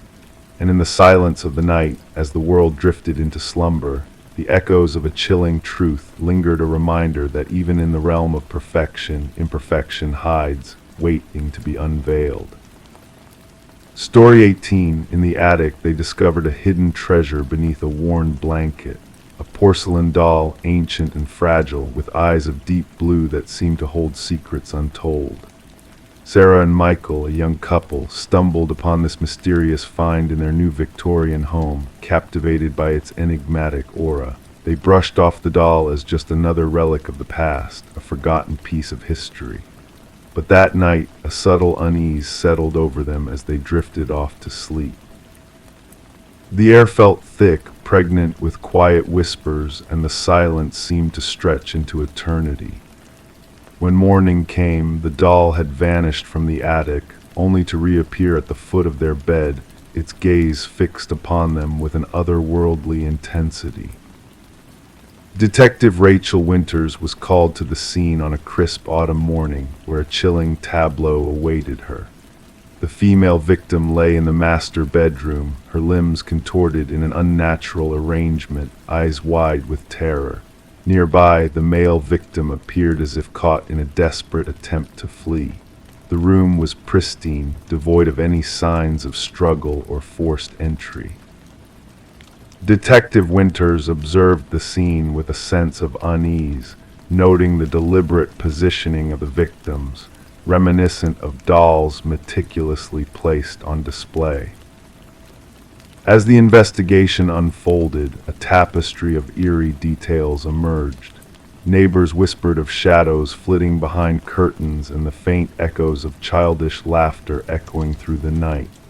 Forensic analysis revealed traces of vintage fabrics throughout the house, materials akin to those used in antique doll clothing. Yet there were no fingerprints, DNA, or footprints to suggest a physical presence other than the victims. It was as though an invisible hand had orchestrated the tragedy, leaving behind only a sense of lingering dread. Delving into the house's history, Detective Winters uncovered a haunting pattern of inexplicable deaths spanning decades. Each previous owner had met a tragic end under puzzling circumstances, with reports of strange occurrences and unexplained phenomena haunting the property. A newspaper clipping led her to a doll maker who had once resided in the house, his final creation rumored to hold a dark secret, a doll imbued with the essence of his deceased daughter. As the investigation deepened, a chilling revelation came to light. The victims, like those before them, had sought to alter the attic space, unwittingly disturbing a malevolent force bound to the house. Old photographs hinted at the doll's sinister past, its presence shifting between frames as if possessed by a spectral energy. Infrared scans unveiled a trail of ghostly handprints leading from the attic to the master bedroom, accompanied by an enigmatic residue that defied classification. A chance encounter with a distant relative of the doll maker unveiled a macabre truth. The doll maker's mastery extended beyond mere craftsmanship, delving into realms of the supernatural. Whispers of rituals and arcane practices hinted at a dark legacy of binding spirits to inanimate objects, infusing them with a semblance of life. The perfect dolls, it was said, were conduits for something far more sinister than mere playthings. The case reached a chilling impasse, with no tangible suspects or rational explanations to ease the growing unease. Detective Winters, haunted by the enigmatic doll and its spectral presence, sought to contain the malevolent force within the confines of her precinct. Yet the doll's disappearance, along with her own inexplicable lapse in memory, left her shaken and questioning the boundaries of reality. With the house passing into new hands, the attic stood empty, a silent witness to the tragedies that had unfolded within its walls. The doll, elusive and enigmatic, remained at large, a specter of the past destined to haunt those who dared to uncover its secrets.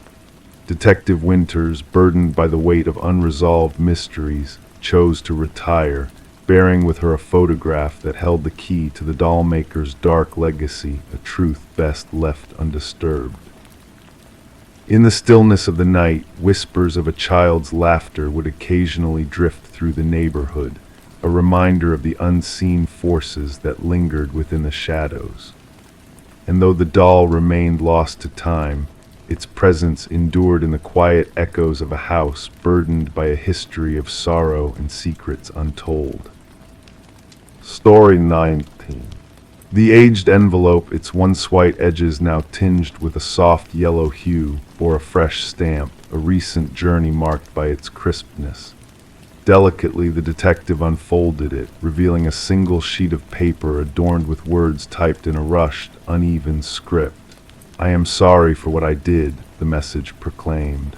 A faint dampness lingered on the paper, carrying with it a metallic scent that clung to the air. It was then that Detective Sarah Morgan's keen eyes caught sight of a reddish smear along the bottom edge, a stain that was not made by ink. Carefully, she secured the letter in an evidence bag, her gloved hands moving with practiced expertise. The forensics team's analysis confirmed her suspicion the reddish mark was human blood, its DNA a match to an unsolved homicide case that had plagued the department for years.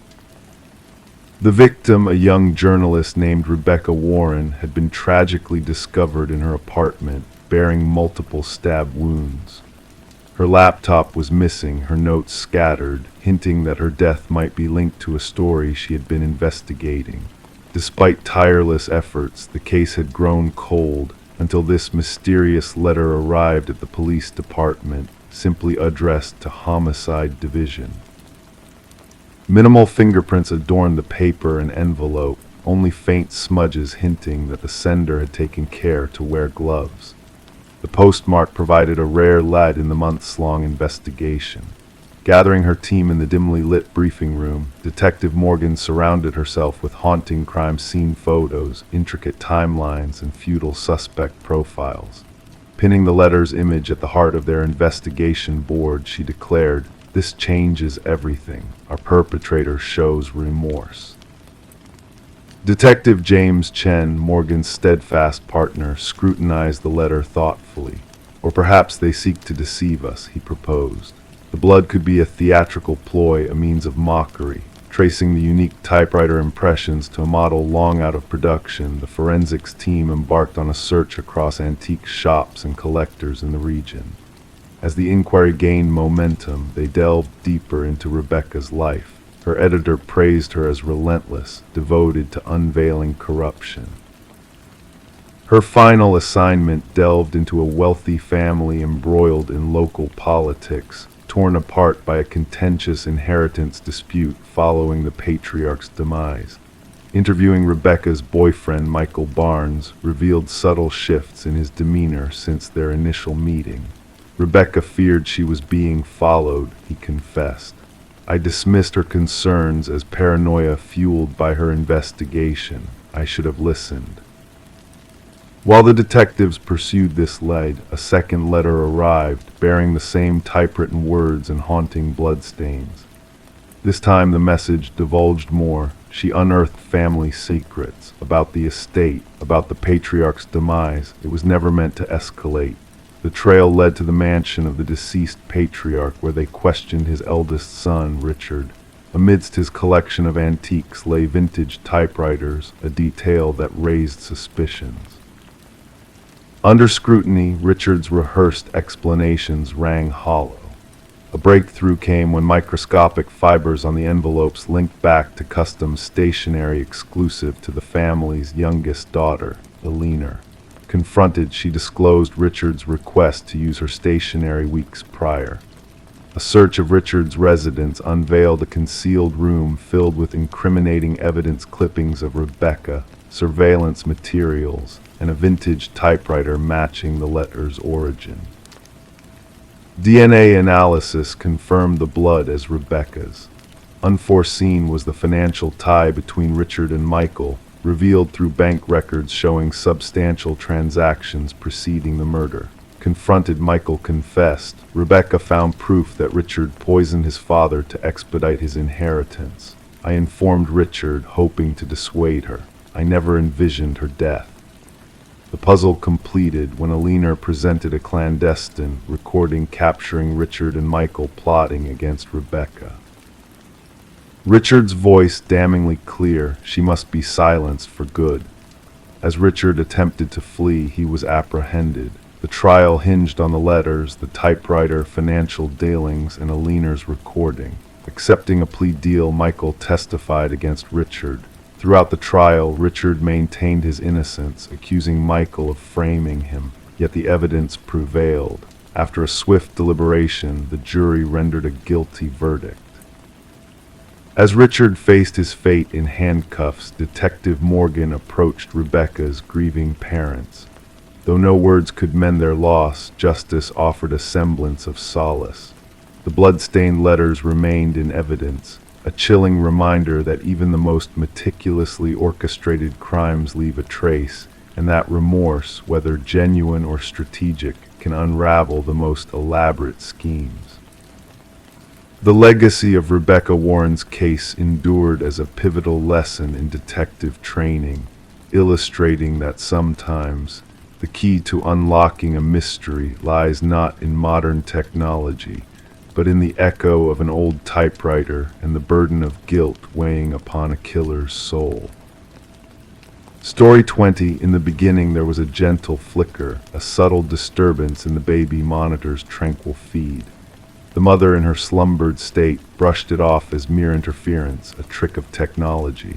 But then a crackling in the audio, like leaves rustling in the wind, and a voice so soft, so unnervingly close, whispered, "SHHH, go back to sleep." A shiver ran down her spine, her heartbeat echoing in the silence of the night. With a racing heart, she hurried to her son's room, the air thick with a sense of foreboding. Yet upon reaching the crib, her frantic gaze met emptiness. The window stood closed, the door securely locked. The only anomaly an abandoned stuffed rabbit, its once innocent eyes now cold and unyielding as they gazed back at her. Rebecca's scream tore through the stillness, a raw outpouring of fear and disbelief that echoed through the walls, reaching the ears of concerned neighbors who swiftly summoned help. When the authorities arrived, they found her cradling the rabbit, lost in a world of anguish on the nursery floor. Samuel, her 4-month-old infant, had vanished without a single trace, leaving behind a void that engulfed her in despair. The investigation that followed led only to dead ends. No signs of forced entry defied reason, the security system standing steadfast in its vigil. The recorded footage from the baby monitor revealed nothing but that haunting voice and static, a mystery that confounded even the most seasoned investigators. How could someone infiltrate a locked home, spirit away a child, and leave behind no trace save for a haunting whisper? Speculations swirled, suspicions cast shadows over Rebecca. Her husband Daniel had been absent on business, their strained marriage fraught with unspoken tensions since Samuel's arrival. Medical records hinted at struggles with postpartum depression, painting a portrait of a troubled mind. Detectives noted her composure, a calm facade that belied the turmoil within, sparking whispers of doubt among the community. And then a glimmer of hope, a breakthrough in the form of microscopic fibers, alien to the household, clinging to the nursery windowsill. These fibers, delicate yet telling, spoke of a daring intruder, a phantom navigating the shadows with precision. The investigation pivoted, uncovering a dark figure in the night, a footprint that whispered of expertise in climbing and stealth. Rebecca's innocence began to shine through as Daniel, the returning husband, found himself ensnared in a web of deceit. Unusual calluses, a newfound hobby in rock climbing, and troubling financial records painted a damning picture. A second family hidden in the shadows, secrets buried deep, and a trail of betrayal that led straight to the heart of the mystery. As the digital breadcrumbs were traced, a revelation emerged: the baby monitor, a silent witness to the truth. Hacked and manipulated, its innocent facade shattered to reveal a sinister plot. Samuel, alive and well, cradled in the arms of a woman named Elaine, a ghost from Daniel's past seeking solace in the echoes of a lost child. The courtroom hushed as the truth unfurled, a tale of deception woven with threads of malice. Daniel's cough, a damning echo in the audio, placed him at the scene of the crime he professed ignorance of. The jury's swift judgment sealed their fate, their crimes laid bare for all to see. Rebecca and Samuel found solace in a new beginning, far from the shadows of the past. The baby monitor, a silent sentinel, bore witness to the darkness that lurked beneath the surface. And as the world moved on, caution echoed through every nursery, a reminder of the fragility of innocence and the lengths some would go to shatter it. Story 21. The apartment lay silent and still for months, its emptiness a shroud over the memories it held. When the new tenants crossed its threshold, they anticipated only the embrace of dust and the whispers of forgotten furniture. Yet one door stood defiantly closed, a mystery waiting to be unraveled. It was a closet, its presence ominous, locked from within as if guarding secrets of the past. With a determined push, the landlord broke the barrier, revealing not just old coats or discarded trinkets, but something far more chilling. The walls bore witness to a silent struggle, etched with deep, uneven lines that spoke of desperation and confinement. And in the shadows of the corner, an ancient flip phone lay dormant, its screen aglow with a single unread message, a haunting echo of the past. Detective Morgan Shaw, seasoned in the art of unraveling enigmas, felt a shiver race down her spine at the sight. It wasn't the blood or violence that unsettled her, but the silent plea etched into those walls, a plea for freedom, for escape. "We need forensics on site immediately," she instructed her partner, Officer Reed, who diligently captured each scratch on camera. "And fetch me the records of the previous tenants." The message on the forgotten phone whispered hauntingly, "I know what you did." The landlord, a man of nerves wound tight, recounted how the previous tenant had vanished without a trace, leaving unpaid rent in her wake. A young woman kept to herself. "Left abruptly about 6 months ago," he stammered, his eyes darting everywhere but towards the closet. "No trouble she caused." Forensic analysis uncovered a haunting truth within those scratch marks, traces of blood, most belonging to a single individual presumed to be the missing tenant, Emma Caldwell. Yet amidst the familiar DNA, there were two anomalies. One sample remained a mystery to the databases, while the other belonged to a man long declared deceased. "This can't be right," Shaw murmured, her gaze fixed on the perplexing report. Derek Mercer, a man thought to have perished years ago, had left his mark on those walls, defying the laws of time and logic. Emma's apartment whispered tales of interrupted routines, a sink filled with untouched dishes, an unmade bed, and a phone silent in its stillness.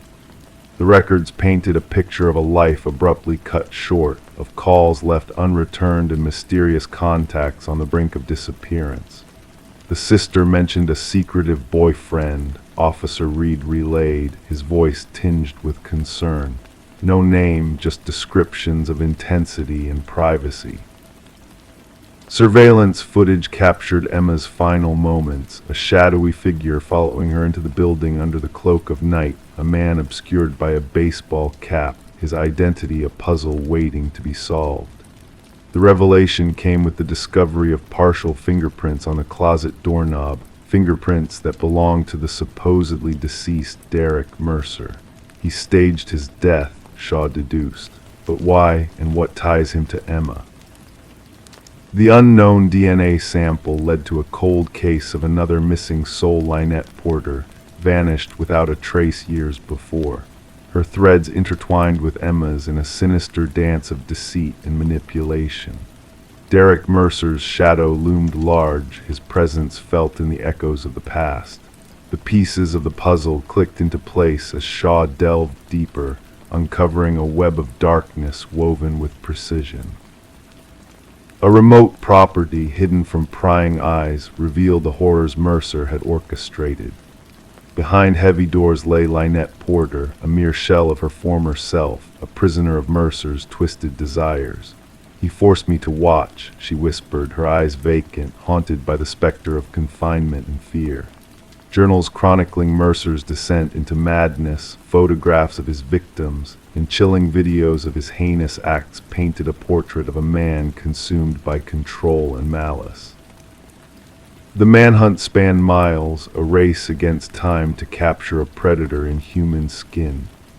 Forensic psychologists delved into the depths of Mercer's psyche, unearthing a darkness that sent shivers down the spines of even the most seasoned investigators.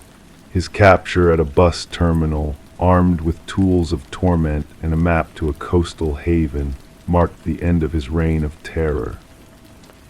During interrogation, Mercer exuded a calm facade, a mask of tranquility that belied the horrors he had wrought. She sent that message to herself, he claimed, his words laced with a sinister edge. She craved the attention, the rescue she believed she deserved. The trial unveiled the intricate tapestry of deceit Mercer had spun, his elaborate charade of death and rebirth exposed to the harsh light of truth. As the gavel fell, sealing Mercer's fate with a sentence of eternal imprisonment, a flicker of satisfaction danced in his eyes, a private victory known only to him.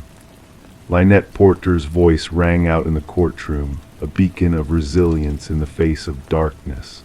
"While he rots in his cell, I'll bask in the warmth of the sun," she declared, her spirit unbroken by the trials she had endured. The case reshaped the landscape of missing persons investigations, a stark reminder of the horrors that lurked beneath the surface of everyday life. Detective Shaw, keeper of the secrets unearthed in that fateful apartment, hung the closet door on her office wall, a silent tribute to the strength of those who fought against the shadows, their marks etched not in blood, but in the fervent struggle for survival. Story 22. The old Polaroid, weathered by time, captured a birthday celebration from years gone by. Smiles adorned faces, candles danced with flickering flames, nothing out of the ordinary at first glance. But as the daughter sifted through the box of aged photos passed down to her, she noticed it. A figure lurking in the background, just behind the jovial group. A man cloaked in shadow, lingering on the periphery of the candlelight. He was not a familiar face, not a relative or a friend. No one could recall him being there. Yet, as she flipped through each photo, he seemed to draw nearer, creeping closer with each passing snapshot. Sarah Winters stumbled upon the collection while clearing out her mother's attic following the somber occasion of her funeral. Among the forgotten relics, a simple cardboard box marked Memories revealed a treasure trove of moments frozen in time. Instead of solace, the discovery unveiled the beginning of a haunting mystery. In the initial photograph, he was a mere outline, a mysterious silhouette captured at the edge of the frame during her 7th birthday party. The enigmatic figure loomed by the glass door, his features obscured, silently observing. In the subsequent photo, taken moments later, he had crossed the threshold. By the 3rd picture, he stood ominously behind her uncle, unnoticed by all captured in the frame. Trembling, Sarah reached out to her father, her voice quivering as she recounted the unsettling revelation. "Dad, who is this man haunting these photos?" A heavy pause followed her inquiry, then a sharp intake of breath. "What man? There should be no one but family members," her father replied, his voice tinged with unease. Detective Marcus Reed attentively examined the Polaroid spread across his desk at the precinct, the patter of rain against the windows creating a soothing ambience. Shadows danced across the evidence as the seasoned detective meticulously analyzed each photograph. "No one recognized this individual," he inquired, his tone devoid of judgment but brimming with curiosity. "None," Sarah affirmed, arranging the pictures in chronological order. As the detective leaned in, a revelation began to take shape before his eyes. The mysterious figure moved methodically through the images, drawing nearer to the unsuspecting children with each frame. In the final photo, he stood poised directly behind Sarah's younger self, a ghostly hand outstretched towards her shoulder, just beyond the frame's edge. "The photographer," Reed proposed, skepticism lacing his words. "My mother took all these. She set the timer and joined the group. Copies were made, a case file was opened, and an investigation commenced. Contacts were made with all surviving attendees of the party, but none could recall the enigmatic man. No hired help, no unexpected guests, only a secluded countryside setting chosen for its privacy. Facial recognition technology proved futile, as the figure remained strategically concealed in each image, as if cognizant of the camera's gaze. Yet his deliberate posture hinted at a sinister intent. The mystery might have stalled there if Sarah had not unearthed additional photos from other family albums. Diverse gatherings, varied years, but the same haunting figure lingering in the background, unnoticed by all. A tech specialist enhanced the images, unveiling hidden details obscured by time. A scar on the wrist, a distinct ring, a faint reflection revealing facial features previously shrouded in darkness. A breakthrough emerged from dental records. The teeth visible in one enhanced image matched those of Robert Keller, a maintenance worker who had vanished after being linked to 3 unsolved child abductions in the region, cases long cold. Keller had been employed by the company that serviced the vacation property where Sarah's birthday had taken place, holding master keys to numerous rental properties in the vicinity. Properties where families had congregated, only for children to vanish without a trace. Excavation at Keller's former residence unearthed chilling evidence buried beneath the concrete.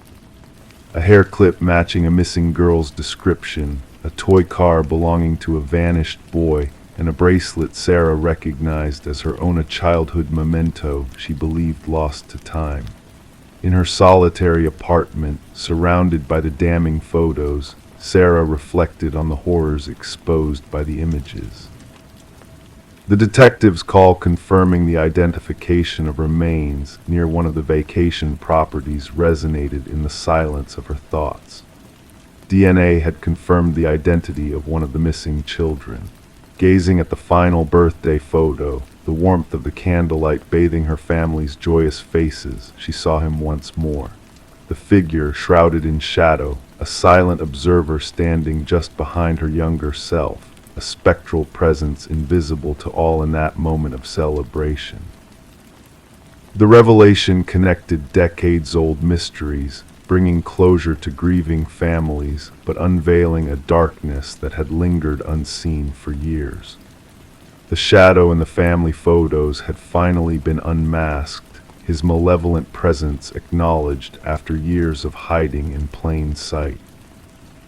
As Sarah tenderly placed the photos back in the box, they stood as a testament to the chilling truth that sometimes the most perilous threats are those concealed within captured moments, hidden figures moving through festivities undetected, leaving only a trace of their sinister passage through the frozen corridors of time. Story 23. The parcel arrived without a return label, without a tracking number, just a plain cardboard box, slightly damp from the morning dew. It wasn't intended for her. Her address was correct, but the name was all wrong. She should have disregarded it, should have left it untouched on the porch, but curiosity beckoned. She peeled away the tape, anticipating books, clothes, something innocuous. Instead, nestled inside was a VHS tape, accompanied by a solitary sticky note. Watch alone. Sarah Miller gazed at the dark plastic rectangle cradled in her hands. It felt off somehow heavier than expected, as though carrying the weight of something forbidden. Her fingertips traced the weathered edges of the tape, detecting the small imperfections in the plastic casing. The handwritten note bore the indentations of someone pressing too hard, with the pen, urgency evident in every stroke. The suburban neighborhood buzzed around her in its routine, a distant dog barking, children's laughter drifting over the fence, the drone of a lawnmower slicing through the morning calm. Everyday life continued, oblivious to the mysterious delivery. Sarah brought the package indoors, placing it on her kitchen counter as doubt crept into her thoughts. The name on the box, Daniel Whitaker, meant nothing to her. She had resided in the house for nearly 4 years and had never received mail for anyone by that name. Curiosity and unease waged a silent war within her as she glanced at her dusty VCR, a relic kept mostly for sentimental reasons. Something about the tape beckoned a puzzle shrouded in worn black plastic. Against her instincts, Sarah inserted the tape into the machine. Static danced on the screen, initially white noise that gradually sharpened into clarity. A dimly lit room materialized, illuminated by a solitary lamp.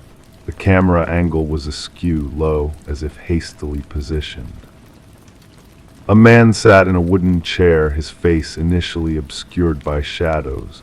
"My name is Daniel Whitaker," the man spoke, his voice hushed yet certain. "If you're watching this, someone has found you, which means they will find me too."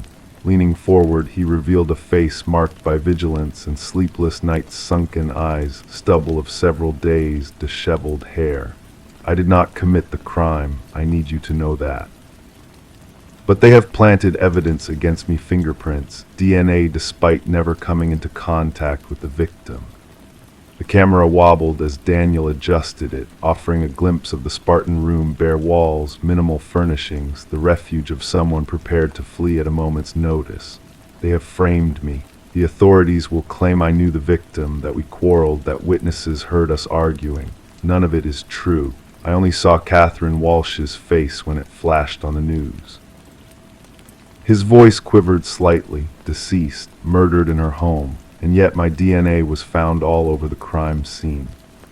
Detective Eliza Ramirez studied the identical VHS tape on her desk, the fifth to surface. 5 tapes, 5 different recipients, all containing the desperate plea of Daniel Whitaker, a man officially accused in Catherine Walsh's murder. A man who had vanished without a trace on the day her body was discovered. Initially, the Walsh case seemed straightforward. A young professional found strangled in her bedroom. No signs of forced entry. Evidence pointing directly to Whitaker, whose fingerprints were already in the system from a minor offense years back. Neighbors reported seeing a man matching his description near her residence in the weeks leading up to the tragedy. Phone records placed him in the vicinity on the night of the murder, a closed case, until the mysterious tapes emerged. "The tapes complicate matters," Detective Ramirez recorded into her device while updating her case notes. "Whitaker is either orchestrating an elaborate ruse or exposing something far darker." She reviewed her evidence board pictures of a smiling Catherine Walsh at a company function, the grisly crime scene photos too unsettling to linger on, maps pinpointing where the parcels had been delivered, and at the center, Daniel Whitaker's driver's license photo. His eyes seemed to implore her, beseeching. The investigation took an unexpected turn when Ramirez unearthed that Catherine Walsh had been embroiled in a whistleblower case against her employer, PharmaCorp, a potent pharmaceutical company with government ties. Walsh had unearthed anomalies in their clinical trial data, proof that they had concealed severe side effects in a new drug fast-tracked for market release. She was set to testify. A former colleague divulged to Ramirez during an interview, glancing anxiously at the door. Catherine possessed evidence, documents revealing that executives were aware of the issues and buried them. The trial was scheduled for next week. The detective began noticing peculiar discrepancies. The DNA evidence appeared too precise, discovered in locations incongruous with the crime. Testimonies regarding Whitaker seemed rehearsed, with identical phrasing across various statements. Most troubling of all, surveillance footage from nearby establishments inexplicably corrupted during the crucial time frame surrounding the murder. 3 days after the tape, Sarah Miller received a second package. Inside were documents, clinical trial reports, internal memos, email transcripts, all from PharmaCorp, all bearing Catherine Walsh's digital signature, all confirming her suspicions. The investigation pivoted. Detective Ramirez connected with other tape recipients, unraveling Whitaker's breadcrumb trail. He had worked in IT security for a contractor servicing PharmaCorp systems. He had never met Catherine, but he had noticed her name flagged in an unusual security protocol he wasn't meant to access. They were monitoring her, Whitaker elucidated in a subsequent tape that surfaced. I saw the surveillance directives in the system. They knew she was amassing evidence. And then I found myself locked out of the network. The next day she was dead, and somehow I was implicated as the perpetrator. The case cracked when Sarah Miller discerned a detail on her copy of the tape that others had overlooked. A reflection in a window behind Whitaker unveiled a row of storage units. Collaborating with Detective Ramirez, they identified the location. Within Unit 217, they uncovered everything. Daniel Whitaker's journal chronicling the conspiracy. The original files Catherine had compiled, and most damning, elaborate plans to frame Whitaker, inscribed in the handwriting of Pharmacorp's head of security, a former detective with access to evidence procedures. Justice arrived not through a dramatic arrest, but through the steady accumulation of evidence that could not be refuted. 3 executives faced charges. The head of security confessed, striking a deal to testify against his superiors. The drug was withdrawn from consideration. Daniel Whitaker emerged from seclusion, gaunt and transformed by his time as a fugitive. The charges against him were dismissed, but the ordeal had left an indelible mark. Sarah Miller encountered him once when he came to reclaim his tape. They exchanged a few words on her porch, the same spot where his package had first appeared. "Why me?" she inquired. "Why send it to my address?" He regarded her with weary eyes. "The algorithm selected you. I required individuals unconnected to me or Catherine, individuals they wouldn't monitor. Individuals who might still rely on their judgment when the media branded me guilty." The former suspect and the inadvertent witness stood in silence, contemplating how fragile the boundary between justice and manufactured falsehoods could be. Sarah finally spoke. The mistaken address turned out to be exactly the right one. The VHS tapes were cataloged as evidence, tangible reminders that truth sometimes arrives in unexpected packages, bearing unfamiliar names, awaiting someone curious enough to delve inside. Story 24: The Mystery of Reflections. She stood in front of the mirror, swiping away the mist that clouded her reflection. Her features appeared as they should, her attire unchanged. Yet an unsettling feeling crept over her. There was a subtle shift in the air, a movement not of her own making. As she turned away, her reflection remained fixed, watching her with an eerie stillness. Thus began the enigma of Rebecca Thorne, a quiet inhabitant of a serene suburban locale. Her solitary existence in a modest abode belied the perplexing events that would soon unfold, casting a shadow over the tranquil neighborhood. Known for her methodical nature and reserved demeanor, Rebecca led a life of routine and precision, her days revolving around the structured world of data analysis. The initial signs of disturbance were subtle. Objects in her home were subtly rearranged, a coffee mug shifted, books realigned, a toothbrush out of place. At first, she dismissed these anomalies as mere lapses in memory, attributing them to the strain of her meticulous work routine. It was only after weeks of such occurrences that she reached out to the authorities, seeking solace from the growing unease that gripped her. Detective Marion Shaw, upon receiving Rebecca's report, initially deemed it a matter best suited for mental health services rather than police intervention. Without concrete evidence of foul play, no signs of forced entry, missing items, or broken locks, the case seemed to teeter on the edge of mere paranoia. However, the pivotal moment arrived with the incident in the bathroom mirror. Rebecca recounted the chilling experience to the police, a disconcerting tale of her reflection moving independently, an ominous sensation of being surveilled even in solitude. This time she had proof, surveillance footage captured by a camera trained on her front door. What it revealed sent shivers down the spines of even the most seasoned investigators. The grainy video depicted Rebecca departing for work in the morning, only to witness an exact replica of herself entering the apartment 20 minutes later. Forensic scrutiny of the footage yielded no signs of tampering or digital manipulation. It was as if someone had meticulously studied Rebecca down to the smallest detail and replicated her with uncanny precision. As the investigation deepened, a pattern emerged from the security footage. The doppelganger only made its appearance during specific intervals when Rebecca was away for pre-planned activities. It was a targeted intrusion, a calculated imitation of her daily routines. The realization dawned that someone was not merely mimicking Rebecca, but fixated on assuming her identity entirely. The focus narrowed on a former colleague, Lily Winters, who had exhibited erratic behavior before her dismissal. Lily's unsettling emails to Rebecca hinted at a disturbing obsession, a desire to merge their identities into one. A search of Lily's residence unveiled a chilling replica of Rebecca's life, a shrine adorned with photographs, a wardrobe mirroring hers, and meticulous notes cataloging her every move. Lily's disappearance before her arrest signaled a chilling turn of events. Rebecca, placed under protective custody, found herself embroiled in a twisted game of identity theft.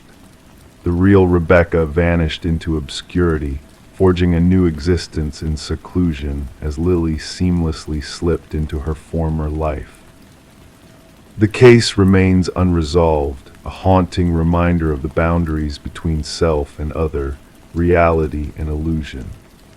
Detective Shaw, haunted by the mirroring images of two women intertwined in a macabre dance of identity, reflects on the profound truth that identity is not merely a reflection in the mirror, but a fragile essence to be safeguarded at all costs.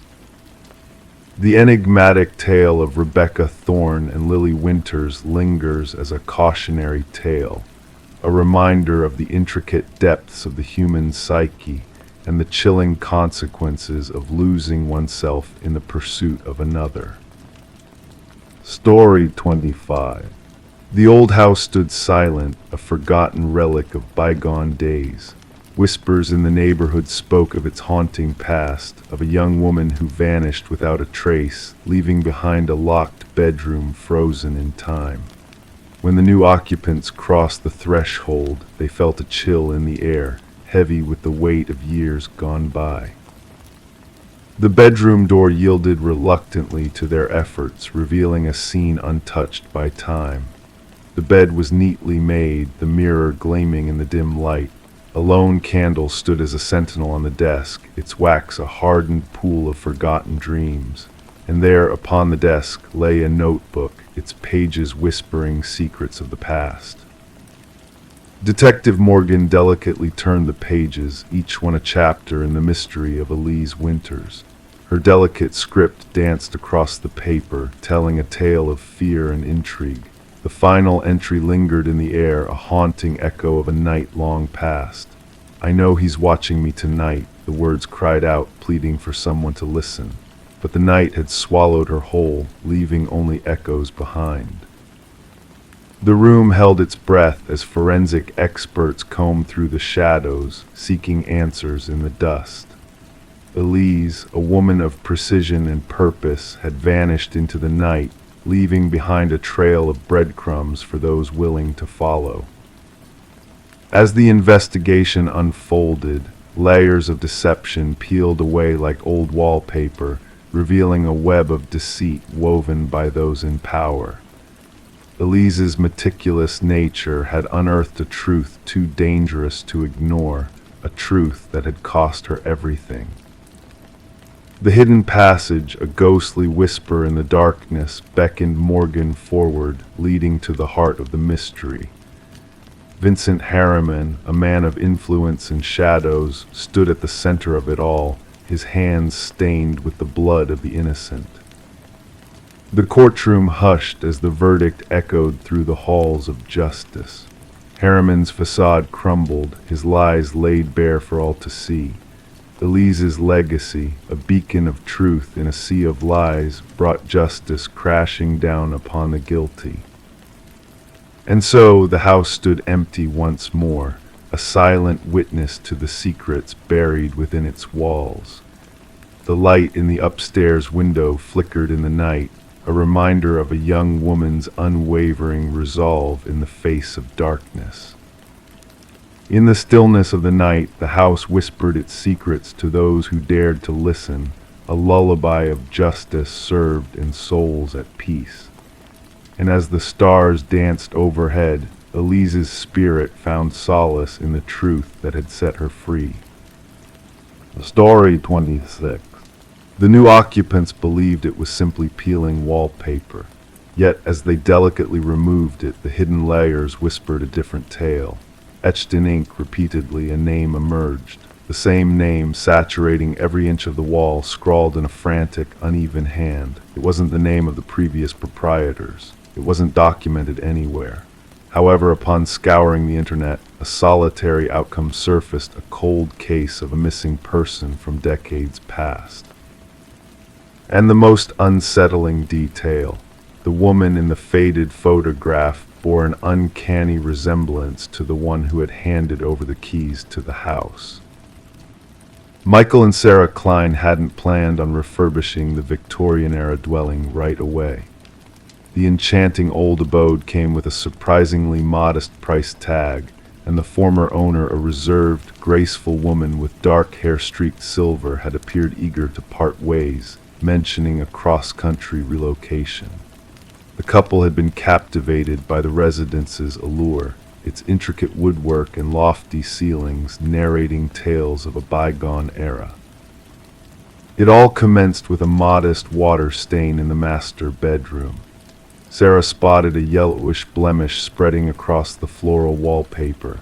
When Michael probed it with his fingers, the paper yielded, unveiling a hidden layer beneath. Intrigued, they cautiously peeled back the damaged portion. The first stratum unveiled outdated paisley designs from what seemed like the 1970s. Underneath that, striped paper from an earlier epoch. However, as they persisted, something unforeseen surfaced within the third layer. Writing, dark ink on faded beige paper. Not random scrawls, but a name, Elena Winters, repeated endlessly, the handwriting growing increasingly desperate and erratic across the wall. "Who is Elena Winters?" Sarah murmured, her fingertips tracing the frenzied script.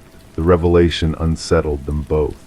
That evening, Michael sat at their kitchen counter, laptop agape, delving into property records. The house had exchanged hands multiple times over the years. No trace of Elena Winters materialized in any documentation. The woman who had sold them the house was identified as Margaret Cavendish. Sarah joined him, clutching a mug of coffee. Try searching the name alone. The online quest yielded scant results until they stumbled upon an archived newspaper article, digitized from microfiche. Elena Winters, age 27, reported missing during the winter months. The monochrome photograph depicted a young woman with dark locks and distinctive eyes that mirrored those of Margaret Cavendish, the woman who had handed them the keys to the house. "This article dates back 30 years, Michael murmured, his voice barely audible over the hum of the refrigerator. Margaret would be about the right age now, but Sarah swallowed hard. The missing woman never received closure, no body found, no suspects named. Their curiosity burgeoned into an obsession. Sarah reached out to the former homeowners, retracing their steps through county archives. The renovation paused as they devoted their evenings to their makeshift inquiry. They learned that Margaret Cavendish had only possessed the house for 7 months before selling it to them, an anomaly considering the extensive paperwork and inspection process they had endured. The detective assigned to the dormant case had retired years ago. When Michael tracked him down, the man immediately recollected the case. His voice crackled over the speakerphone as he recounted the investigation. Elena Winters was reported missing by her roommate. No signs of a struggle at her apartment. Her car discovered abandoned near the highway. The case went cold swiftly, no witnesses, no evidence of foul play, simply vanished. Michael hesitated before inquiring, "Did you ever interview a Margaret Cavendish?" Silence lingered on the line. "No, the name doesn't ring a bell." "Why?" When they unveiled their discovery and shared photos of both women side by side via email, the retired detective vowed to make inquiries. Within days, a detective from the current force reached out, requesting permission to scrutinize the wall. Their abode transformed into an active crime scene. Forensic teams meticulously documented and removed sections of the wallpaper. Analysis unveiled that the ink dated back approximately 30 years. Handwriting analysts juxtaposed the wall inscriptions with samples of Alina's penmanship from old journals provided by her family. The findings were inconclusive. Meanwhile, Sarah stumbled upon a concealed space beneath the bedroom closet's floorboards. Within lay a driver's license belonging to Alina Winters alongside several other identification cards bearing different names. All bore the same countenance with subtle discrepancies: hair color, glasses, expressions. The final ID, Margaret Cavendish, matched their home cellar. When authorities endeavored to locate Margaret using the forwarded address she had supplied, they discovered it was non-existent. Her phone number had been disconnected. The bank account that received their payment had been shuttered. Margaret Cavendish had vanished, much like Alina Winters had decades earlier. Then came the revelation that fundamentally altered the inquiry. DNA analysis of hair strands retrieved from deep within the wall cavity aligned with Alina Winters. However, fingerprints lifted from the writing itself corresponded to a completely different profile, one belonging to a psychiatric patient named Rebecca Eldridge, who had been institutionalized shortly after Alina's disappearance. Rebecca Eldridge had been diagnosed with severe dissociative identity disorder. She had absconded from the institution on multiple occasions over the years. Her medical records unveiled something chilling. One of her documented alter egos identified herself as Alina. The investigation unveiled that Rebecca had been Alina's childhood companion, fixated on her to the point of imitation. When Alina rebuffed her progressively unsettling advances, something within Rebecca fractured. She had assumed Alina's identity literally and metaphorically, and crafted an intricate web of personas to perpetuate the charade. The scribbled name signified Rebecca's desperate bid to preserve her grasp on reality, to recollect who she truly was beneath the assumed identities. The wall had become both a confession and a prison, a tangible manifestation of her shattered psyche. Sarah and Michael observed from their front porch as forensic teams excavated specific sections of their backyard, guided by ground-penetrating radar that had detected anomalies beneath the surface. The cold case had abruptly turned warm. The remains unearthed from beneath the garden belonged to Alina Winters. Rebecca Eldridge, known to Michael and Sarah as Margaret Cavendish, was eventually apprehended attempting to cross the border with yet another identity. When confronted with evidence, the personality presenting as Margaret crumbled, and another surfaced, one who admitted to slaying Alina in a fit of jealousy. The names on the wall had been both a memorial and a manifestation of guilt, penned by a fractured mind attempting to cling to shreds of truth despite itself. For Alina's family, justice arrived 3 decades late. For Michael and Sarah, their dream abode became infamous, a footnote in true crime annals, forever remembered as the house where the walls themselves confessed to murder. Story 27, the town held its secrets close, never speaking of the house nestled at the edge of the dense woods. Solitary and forgotten, it loomed with windows like darkened eyes and a porch weary from the weight of time. No one laid claim to its ownership, and its origins remained a mystery lost to the whispers of the wind. But when a band of adventurers strayed too near, they stumbled upon a chilling sight: names carved into the aged wood, etched deep like silent warnings. And at the very end of the list, freshly engraved and untouched by weather, was a name that sent shivers through their souls, a name unfamiliar to them all. Until in a hushed tone, one of them confessed, "That name, it's mine." Under the veil of night, a call came into dispatch, a routine report of trespassing. The voice on the line belonged to Mason Wright, the brave soul who had stumbled upon his own name etched into the abandoned house. Law enforcement anticipated a simple case of mischief, perhaps a youthful prank gone awry, but what they uncovered defied logic and reason. Detective Sarah Keller arrived at the scene as darkness draped the forest like a cloak. Her flashlight pierced the shadows, revealing the weathered face of the structure.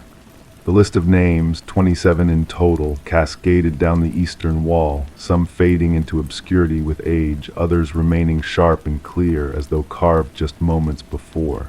And at the base, Mason Wright, the incision still fresh, a whisper of sawdust clinging to the edges. "I've never set foot here before," Mason insisted, his breath materializing in the chilly air. "I can't fathom how my name came to be here." The inquiry commenced with thorough background checks on each name inscribed on the wall. What they unearthed sent a chill through the hearts of the investigative team. Every name belonged to an individual reported missing over the span of the past 40 years, each one vanishing without a trace while wandering these very woods alone. Forensic experts meticulously documented the carvings, noting the nuances in depth, technique, and weathering. The oldest name, Rebecca Hansen, harkened back to a disappearance case from 37 years past, a tale of a young woman who ventured into the woods and never returned, leaving behind only a solitary hiking boot by a babbling stream. Interrogations of Mason yielded no connections to the area beyond his recent trek with his college comrades. The group had chosen their path at random, guided by an online suggestion.